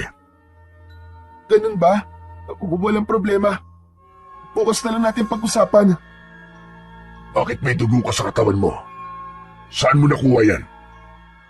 Naramdaman ni Jacinto ang panunuyo ng kanyang lalamunan, pero hindi siya nagpahalata. Itinago niya ang kaba sa pamamagitan ng pagtawa ng mahina. Nagsasanay ako para sa susunod na pagsalakay natin sa kabilugan ng buwan. Sinubukan ko manghuli ng hayop sa paligid. Tinitigan siya ni Lukban na para bang sinusuri nito kung nagsasabi siya ng totoo o hindi. Sa huli, hindi na ito nagsalita pa. Tumalikod ito at naglakad palayo. Tahimik na bumuntong hininga si Jacinto. Pakiramdam niya ay nabunutan siya ng malaking tinik sa dibdib dahil tiwala siya na hindi nahalata ni Lukban na nagsisinungaling siya rito. Kinaumagahan, maagang nagising si Jacinto. Lumabas siya ng kubo at hinayaang masayaran ng mainit na sikat ng araw ang kanyang balat. Nakaramdam siya ng panandali ang ginawa at parang inalis nun ang nangyari nung nakaraang gabi. Nang igala niya ang paningin sa paligid, nakita niya si Lukban sa ilalim ng isang matandang puno habang tahimik na nakatanaw sa malayo. Naramdaman niya na may kung anong bumabagabag dito. Lumapit si Jacinto kay Lukban at tinabihan ito. Lukban, mukhang hindi naging maganda ang nangyari sa pagsalakay niyo kagabi sa San Felipe. Tama ba ako? Hindi talaga. Sa kauna-unahang pagkakataon, may naglakas ng loob na lumaban sa amin. Ha? Sino naman? Hindi ko alam. Hindi ko siya kilala. Pero ramdam ko na kilala ko siya. Hindi ko lang matukoy kung sino ang taong yon. Dahil sa sinabi ni Lukban, ay bahagyang bumilis ang pintig ng puso ni Jacinto. Sinikap niyang kumalma at ipagpatuloy ang kanilang usapan. Ano nang plano mo ngayon? Hindi pa rin tayo hihinto sa pagsalakay sa San Felipe. At sisiguraduhin kong malalaman ko kung sino ang taong yun. Kapag natukoy ko kung sino siya, ay ako mismo ang papatay sa kanya. Napalunok si Jacinto. Muling bumalik ang kaba sa kanyang dibdib. Ngunit mabilis din yung nawala dahil alam niyang nasa kanya ang mutya ng Diyosa ng kagubatan. Alam niyang kaya niyang lumaban kahit si Lukban pa mismo ang makaharap niya. Kahit medyo gamay na ni Jacinto ang paggamit sa mutya, ay hindi pa rin siya huminto sa palihim niyang pagsasanay. Sa tuwing may pagkakataon, ay nagtutungo siya sa masukal na bahagi ng kagubatan kung saan sigurado siyang walang makakakita sa kanya. Hinayaan niyang dumaloy sa kanyang katawan ang enerhiyang nakapaloob sa mahiwagang mutya. Mabilis siyang kumilos sa pagitan ng mga puno at nagkunwari siyang may kalaban na aswang. Hinahasa niya ang kanyang kakayahang gamitin ang mga bagay sa kanyang paligid bilang sandata. Hawak ang isang matulis na kawayan. Buong puwersa niyang inihagis yun sa isang matandang puno at agad yung bumaon sa matigas na kahoy. Makalipas ang ilang sandali, ay biglang lumamig ang paligid. Kasabay ng paghampas ng hangin, ay isang liwanag ang lumitaw sa harapan ni Jacinto at mula roon ay lumitaw si Divana. May matamis na ngiti sa mga labi nito habang nakatingin kay Jacinto. Napakagandang laban ang ginawa mo kagabi, Jacinto. Labis ako natutuwa na ginagamit mo sa kabutihan ng mutyang ibinigay ko sa iyo. Maraming salamat sa tiwala mo, Divana. Kung hindi dahil sa iyo, wala akong kakayahang ipagtanggol ang mga tao sa San Felipe mula kina Lukban. Ngunit hindi pa rito nagtatapos ang laban mo, Jacinto. Nararamdaman ko na malapit nang magsagawa ng malaki ang pagsalakay si Lukban at ang kanyang mga alagad sa San Felipe. Kailangan maganda ka. Kailangan mo nang tapusin ang kasamaan niya sa lalong madaling panahon. Pinapangako ko, mahal na Diyos ang Divana, Gagawin ko ang lahat upang tapusin si Lokban. Kapag wala na siya, makakabalik na ako sa aking lola at mapapatunayan ko sa buong San Felipe na hindi ako isang halimaw gaya ng iniisip nila. Ngumiti si Levana at marahang itinapat ang palad sa noo ni Jacinto. Nagbigay ito ng basbas bago tuluyang naglaho sa hangin. Sa pagkawala ni Levana ay naiwan kay Jacinto ang isang tiyak na layunin, ang tapusin ang kasamaan ni Lokban at muling mabawi ang buhay na ninakaw sa kanya ng pagkakataon. Sa mga sumunod na araw, nakita ni Jacinto na nagkakaroon ng pagpupulong si Lokban at ang iba pang mga aswang. Kahit hindi siya isinasama ni Lokban sa pagpupulong, ay palihim siyang nakikinig sa mga plano ng mga ito. Ayon kay Lokban, ay hihinto muna ang mga ito sa pagsalakay sa San Felipe at sa pagsapit ng kabilugan ng buwan ay doon na muling sasalakay si Lokban upang makakuha ang mga ito ng dagdag na lakas mula sa buwan. Kasabay ng pagpaplano ni Lokban ay nagplano rin ng kanya si Jacinto. Naisip niya na kung magpapalakas ang mga aswang ay kailangan niyang maging masanda at mas malakas. Kaya naman, hindi siya huminto sa pagsasanay upang mas makabisa niya ang lakas at kapangyarihan ng mutya. Alam niyang hindi magiging madali ang laban niya kina Lokban at may posibilidad na hindi rin magiging sapat ang kanyang lakas upang talunin si Lokban at ang mga aswang. Ngunit hindi siya susuko. Handa siyang gawin ng lahat at magsakripisyo para maprotektahan ang buong San Felipe. Isang umaga, nang makita ni Jacinto na umalis si Lokban kasama ang ilang alagad nito, ay tumakas si Jacinto sa kuta upang puntahan ang kanyang lola Rosalinda. Gamit ang kapangyarihan ng mutya, ay mabilis siyang nakarating sa kubo nila ng kanyang lola. Nakabukas ang pinto, kaya hindi na siya nagdalawang isip na pumasok. Nakita niya kagad si Lola Rosalinda na mag-isang kumakain ng agahan. Nagliwanag ang mukha nito nang makita siya. Tumayo ito at mahigpit siyang niyakap. Nang bahagya itong lumayo, ay walang tigil ang pag-agos ng luha sa magkabilaan itong pisngi. Tinto, Apo. Salamat sa Diyos at umuwi ka na. Walang gabing hindi kita pinagdarasan sa Diyos na sana'y palagi kang ligtas. Lola, pasensya na po kung ngayon lang po ulit ako nakadalaw at salamat po sa inyong mga dasal. Apo, hindi mo na kailangan magtago. Alam mo ba pinag-uusapan ka ng mga tao dito sa San Felipe? Humahanga sila sa'yo kasi pinagtanggol mo kaming lahat laban sa mga aswang. At sabi nila, kahit may dugong aswang ka pala, ay hindi ka pala dapat nilang katakutan. Natutuwa po ako sa sinabi niyo, Lola. Pero hindi pa po ito ang tamang panahon para bumalik ako. Lola, kailangan niyo po akong tulungan. Kung magtatagumpay ako, saka lang po ako makakabalik dito sa San Felipe. Bakit na po? Ano ang gusto mong gawin? Kailangan niyo pong makiusap kay Ka Pablo at sa ating kapitan.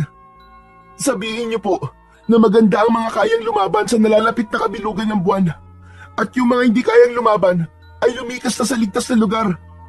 Ang mga aswang po ay muling aatake sa susunod na pagbilog ng buwan, Lola. Sandaling natahimik si Lola Rosalinda, ngunit makalipas lang ang ilang sandali, ay marahan itong tumango. Sige, gagawin ko ang sinabi mo, Apo. Hindi ko ba naiintindihan ang mga nangyayari ngayon, lalo na sa'yo. Pero may tiwala ako sa'yo, Apo. Wala akong ibang gusto kundi magtagumpay ka sa ano bang binabalak mo. Salamat po, Lola. Salamat kasi hanggang ngayon ay hindi pa rin po kayo bumibitiw sa akin. Lola, kailangan ko na pong umalis. Apo, mag-iingat ka. Huwag mong pabayaan ang sarili mo. Nakangiting tumango si Jacinto at mabilis siyang lumabas ng bahay nila. Tumakbo siya pabalik sa kagubatan, dala ang pag-asa na magtatagumpay sila sa pakikipaglaban kina Lokban at sa mga alagad nitong aswang. Nang makarating na sa kagubatan si Jacinto, ay medyo binawasan niya ang bilis ng kanyang paglalakad. Matalim ang tingin niya sa paligid at tiniyak niya na walang sumusunod sa kanya. Malapit na siya sa kuta ng mga aswang nang biglang may humarang sa kanyang daraanan. Nagulat siya nang makita si Lukban na kasama ang dalawa pang alagad nito. Agad siyang huminto at umaktong normal. Jacinto, saan ka na naman galing? Hindi ka na naman nagpaalam. At naglakad-lakad lang. Kailangan ko rin kasi ng ehersisyo para lumakas ang katawan ko. Talaga? Wala ka bang ginagawang hindi ko alam? Wala, Lukban. Ano bang ibig mo sabihin? Matiim siyang tinitigan ni Lukban. Ilang saglit na katahimikan ang namagitan sa kanilang dalawa. Alam mo ba, Jacinto, simula nang may maglakas loob na lumaban sa akin, ay nagkaroon na ako ng duda sa mga nakapaligid sa akin. Kaya sa oras na malaman ko na isa sa mga alagad ko nagtataksil sa akin, ay hindi niyo magugustuhan ang gagawin ko. Naramdaman ni Jacinto ang panlalamig ng buo niyang katawan. Tumibok ng mabilis ang puso niya, pero hindi niya ipinahalata kay Lukban ang kabang nararamdaman niya. Alam mong hindi ko magagawang traidorin ka, Lukban. Hindi ko malilimutan kung paano mo ako tinulungan. Galit ako sa mga tao ng San Felipe. Tulad mo. Gusto ko magiganti sa kanila. Mabuti kung ganon. Umuwi ka na. Ayokong pag-alagala ka rito sa gubat at baka may mga tao pang makakita sa'yo. Tumango si Jacinto at naglakad na siya palayo kina Lukban. Kahit ramdam niyang naniwala si Lukban sa mga sinabi niya, hindi pa rin nawala ang kaba niya. Lalo na't may hinala na si Lukban na maaaring isa sa mga alagad nito ang tumatraydor sa kanya. Sa mga sumunod na araw, naging mas maingat si Jacinto sa bawat kilos niya. Ipinakita niya kay Lukban at sa iba pang aswang na wala siyang tinatagong lihim.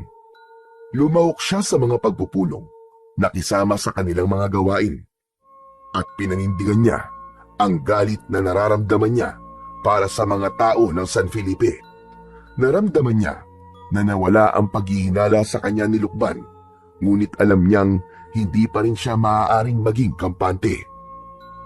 Sa kabila ng kanyang pagpapanggap, palihim pa rin siyang nagsasanay sa paggamit ng mutya.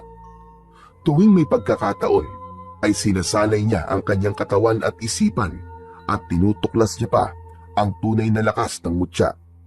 Pinag-aralan niya kung paano yun gamitin ng mas mahusay at mas epektibo. Alam ni Jacinto na malapit na ang muling pagsalakay ng mga aswang sa San Felipe at kapag dumating ang araw na yon, ay kailangan niyang maging handa para ipagtanggol ang San Felipe at upang tuluyang wakasan ang kasamaan ni Lukban at ng mga alagad nito. Mabilis na lumipas ang mga araw at dahil sa pagsasanay ni Jacinto ay hindi niya na namalayan na mamayang gabi na pala ang kabilugan ng buwan. Nasa loob ng kubo niya si Jacinto ng umagang yon. Tahimik siyang nakaupo habang nag-iisip. Maya-maya pa ay biglang pumasok si Lukban na may seryosong ekspresyon sa muka. Tito, kabilugan na ng buwan mamayang gabi. Inaasahan kong kasama ka namin sa pagsalakay sa San Felipe. Gaya na pag-usapan natin noon. Wala kang dapat ipag-alala. Sasama ako, Lukban. At papatay na rin ako ng mga tao gaya ng gusto mo. Mabuti naman. Ganyan sagot ang inaasahan kong maririnig mula sa'yo. Pero Lukban, paano kung magpakita ulit yung sinasabi mo naglakas loob na labanan kayo? Anong gagawin natin? Isang malamig na ngiti ang lumitaw sa labi ni Lukban. Ako mismo ang haharap sa taong yun at papatayin ko siya. Sisiguraduhin ko na yun na magiging huling beses na guguluhin niya tayo. Kaya maganda ka, Jacinto. Mamayang gabi, ipakita mo sa akin na karapat dapat kang manatili sa ating grupo. Tumango lang si Jacinto bilang sagot. Matapos yun, ay tumalikod na si Lukban at lumabas ng kubo. Nang wala na ito, ay nagpakawala ng malalim na paghinga si Jacinto. Alam niyang mamayang gabi na, magwawakas ang lahat at kailangan niyang siguraduhin ang kanyang tagumpay. Buong maghapon, Nananatili si Jacinto sa loob ng kubo habang hinihintay ang paglipas ng oras. Ramdam niya ang bigat ng nalalapit na digmaan mamayang gabi. Sa kabila ng matagal niyang paghahanda, hindi niya maiwasang makaramdam ng kaba. Ang bawat pintig ng kanyang puso ay tila isang orasan na unti-unting bumibilis habang papalapit ang oras ng pagsalakay. Ipinikit ni Jacinto ang kanyang mga mata at maraang ginawakan ng mutya na nasa kanyang bulsa. Taimtim siyang nanalangin at umasang hindi siya bibiguin ng kapangyarihang ipinagkaloob sa kanya ng mutya. Alam niyang hindi magiging madali ang laban, lalo na't wala siyang kasiguraduhan kung makakaya niyang talunin si Lukban. Ngunit sa kabila ng kanyang pangamba, pinilit niyang patatagin ang kanyang loob. Kailangan niyang magtagumpay para sa buong San Felipe, para sa kanyang lola, at higit sa lahat, para sa sarili niyang kalayaan. Sumapit na ang oras ng pagsalakay ng mga aswang sa San Felipe. Mula sa loob ng kubo ay nakita ni Jacinto na nagtipon na ang mga aswang. Ang mga mata ng mga yon ay kumikislap sa dilim. Nakatayo sa harapan ng mga aswang si Lukban. Tahimik na lumabas ng kubo si Jacinto at lumapit siya kay Lukban. Napatingin si Lukban kay Jacinto habang bakas sa mukha nito ang pagtataka. Jacinto, bakit wala ka pa sa inyong aswang? Hindi sumagot si Jacinto. Pumikit siya at inutusan niya ang mutya na baguhin ng kanyang anyo. Sa isang iglap, dumaloy sa kanyang katawan ang isang hindi maipaliwanag na init. Nang dumilat siya, nakita niya na isa na siyang ganap na aswang. Napagtanto niya na totoo nga ang kapangyarihan ng mutya na kayang kontrolin ang kanyang pagiging aswang. Tumango si Lukban at tila nasiyahan sa ipinakita ni Jacinto. Tandaan niyo, wala dapat maiiwang buhay sa San Felipe. Papatayin natin ang lahat ng tao roon. Malakas na isinuntok ni Lukban ang kamao nito sa hangin at isang malakas na sigaw ang kumawala sa lalamunan nito. Doon na nagsimulang gumalaw ang mga aswang. Sabay-sabay at mabilis na tumakbo si Jacinto papunta sa San Felipe. Hindi nagtagal ay nakarating na si Jacinto sa San Felipe. Ngunit natigilan ang mga aswang nang mula sa dilim ay lumabas ang mga kalalakihan ng San Felipe at tumarang sa kanilang daraanan. Ang iba ay may dalang sandata, gaya ng sibat, itak at sulo. Baka sa mukha ng mga ito ang tapang at ang determinasyon na ipaglaban ang kanilang bayan. Lihim na natuwa si Jacinto. Alam niyang ginawa ni Lola Rosalinda ang sinabi niya rito. Sigurado na akong may traitor sa grupo natin. Nakapagtataka na alam ng mga taga rito na sasalakay tayo. Nag-aapoy sa galit ang boses ni Lukban habang tumingin ito sa mga alagad nito. Patayin silang lahat! Walang maiiwang buhay! Sa isang iglap, sumugod ang mga aswang sa mga taong nasa kanilang unahan. Sumalubong naman ang mga kalalakihan ng San Felipe. Hindi umatras ang mga yon at hindi nagpakita ng takot. Nagtagisan ang mga sandata ng mga tao laban sa matatalas na kuko ng mga halimaw. Ngunit sa gitna ng kaguluhan, hindi gumalaw si Jacinto. Hindi siya sumugod kasama ng mga aswang. Sa halip, dahan-dahan siyang naglakad pabalik kay Lukban. Tumigil siya sa harapan nito habang ang kanyang mga mata ay matalim na nakatuon sa pinuno ng mga aswang. Napansin yun ni Lukban at agad nitong tinignan ng masama si Jacinto. Anong ginagawa mo, Jacinto? Tumulong ka sa pakikipaglaban! Ngunit hindi sumagot si Jacinto. Nanatili siyang nakatayo at hindi niya inalis ang tingin kay Lukban. Maya-maya pa ay isang nakakalokong ngiti ang sumilay sa labi ni Jacinto. Gusto mo bang malaman kung sino ang traidor sa grupo mo, Lukban? Naningkit ang mga mata ni Lukban sa kanyang narinig. Dahan-dahan itong lumapit kay Jacinto. Anong ibig mo sabihin? Ako ang traidor, Lukban. Ako ang traidor sa grupo mo! Isang mapait na ngiti ang lumitaw sa labi ni Jacinto. Mula sa kanyang mga palad, naramdaman niya ang init ng mutya sa loob ng kanyang katawan. Alam niyang yun na ang sandaling matagal niya nang hinihintay. Ipinikit ni Jacinto ang kanyang mga mata. Sa isang iglap, nawala ang kanyang malaaswang na anyo at bumalik siya sa pagiging tao. Namilog ang mga mata ni Lukban sa pagkabigla. Ikaw? Ikaw ang humadlang sa amin nun! Ikaw ang tumalo sa mga tauhan ko! Umalingaw-ngaw ang isang mabangis na alulong mula kay Lukban na senyales ng matindi nitong galit. Sa isang kisap mata, mabilis itong sumugod. Napaatras si Jacinto pero nagawa niyang salagin ang unang atake ni Lukban. Agad na sumunod ang isang mabigat na sipa mula kay Lukban, dahilan para mapaatras si Jacinto ng ilang metro. Duwag ka! Traidor ka! Oo, traidor ako! Pero hindi ako duwag. Naging matalino lang ako sa pagpapabagsak sa'yo. Muling umatake si Lukban ng mas mabilis at marahas. Hindi naman nagpatinag si Jacinto.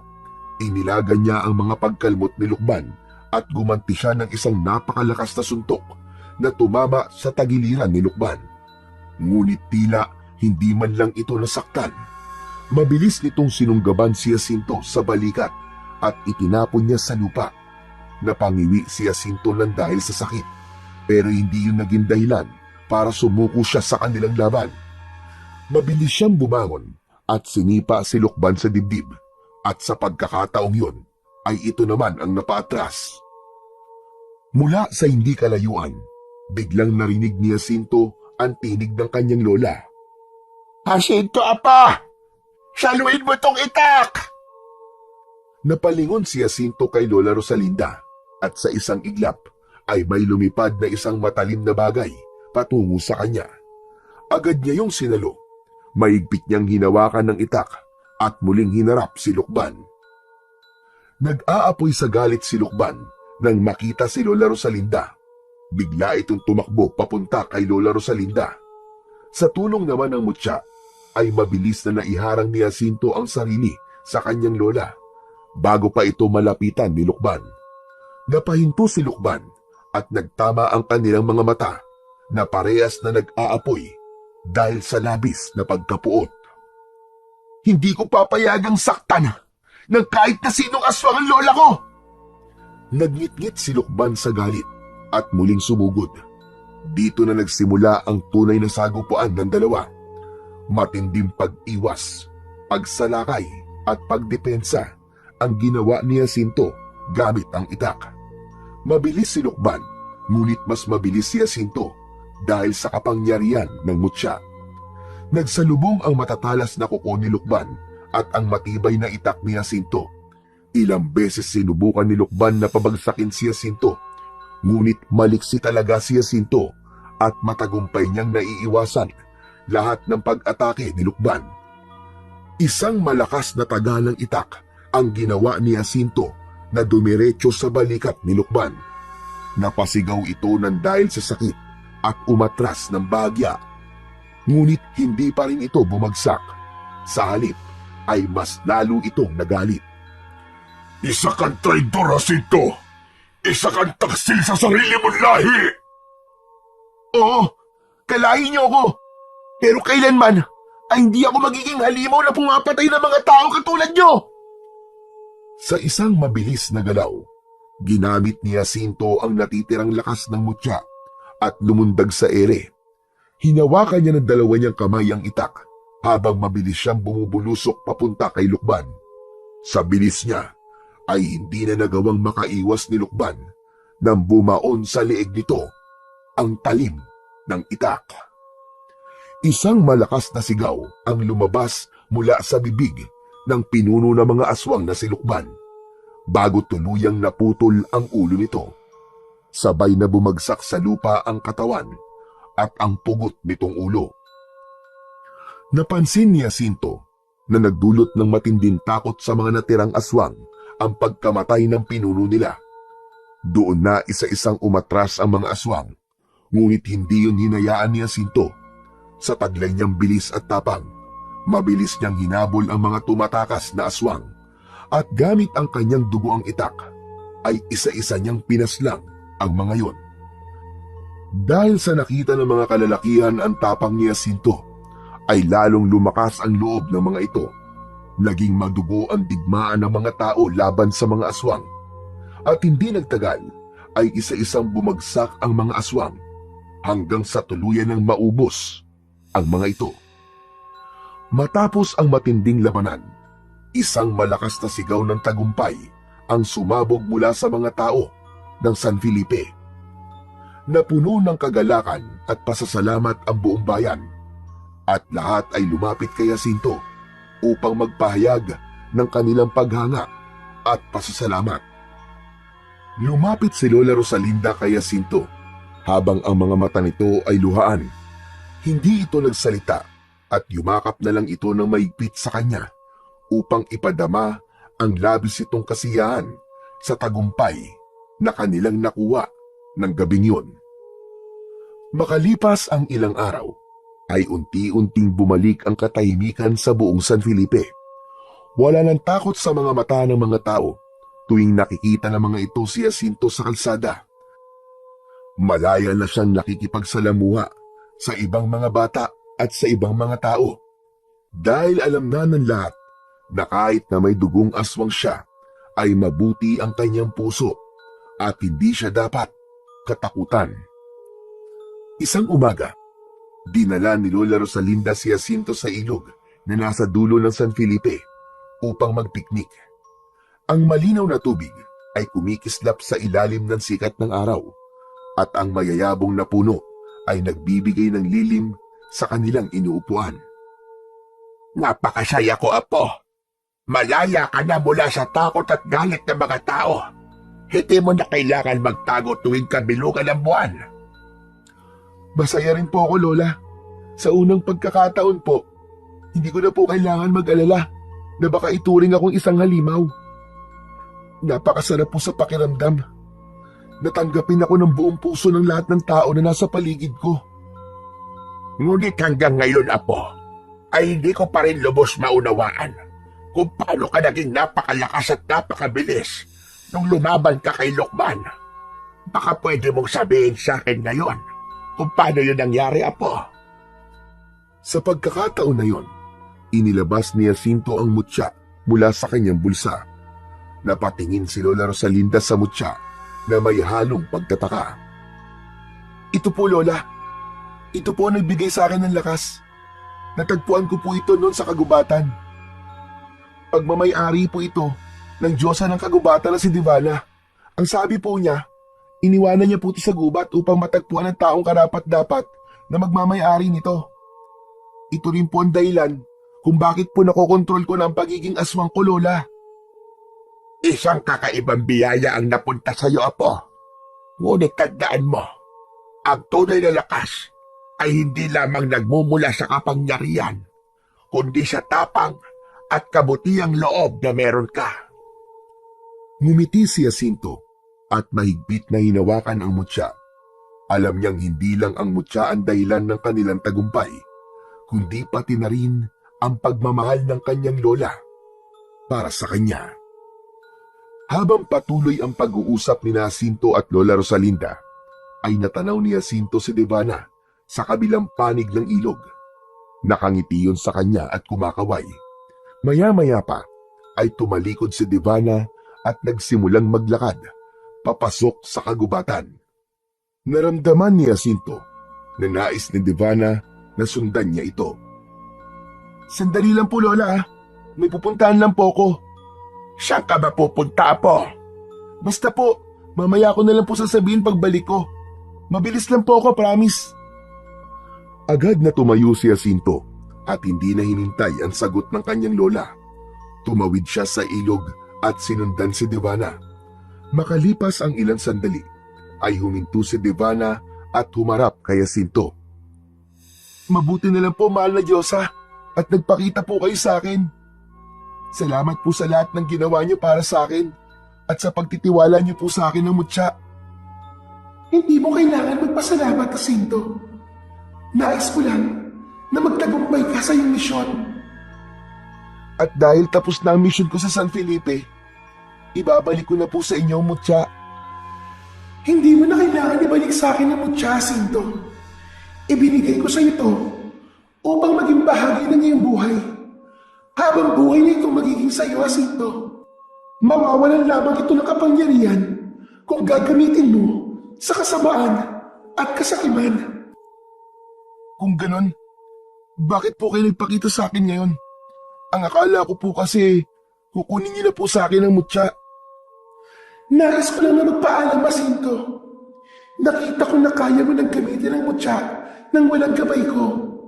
Kaya mula ngayon, ikaw na magpapasya kung paano mo gagamitin ang kapangyarihan ito. Maraming salamat po sa inyo, mahal na Diyos ang Divana. Nangangako po ko na sa kabutihan ko lamang po gagamitin ang Mutya. Hindi ko po kayo makakalimutan. Maraming salamat din sa iyo, Jacinto. Sana'y maging handa ka palagi sa mga darating pang pagsubok sa iyong buhay at sa buong San Felipe. Paalam na, Jacinto. Paalam. Matapos yun, ay unti-unti nang naglaho si Divana. Napangiti si Jacinto dahil ang buong akala niya ay mawawala na sa kanya ang Mutya. Masaya siyang bumalik sa kinaroroonan ni Lola Rosalinda na bitbit ang lakas ng Mutya at ang aral na itinuro nito sa kanya.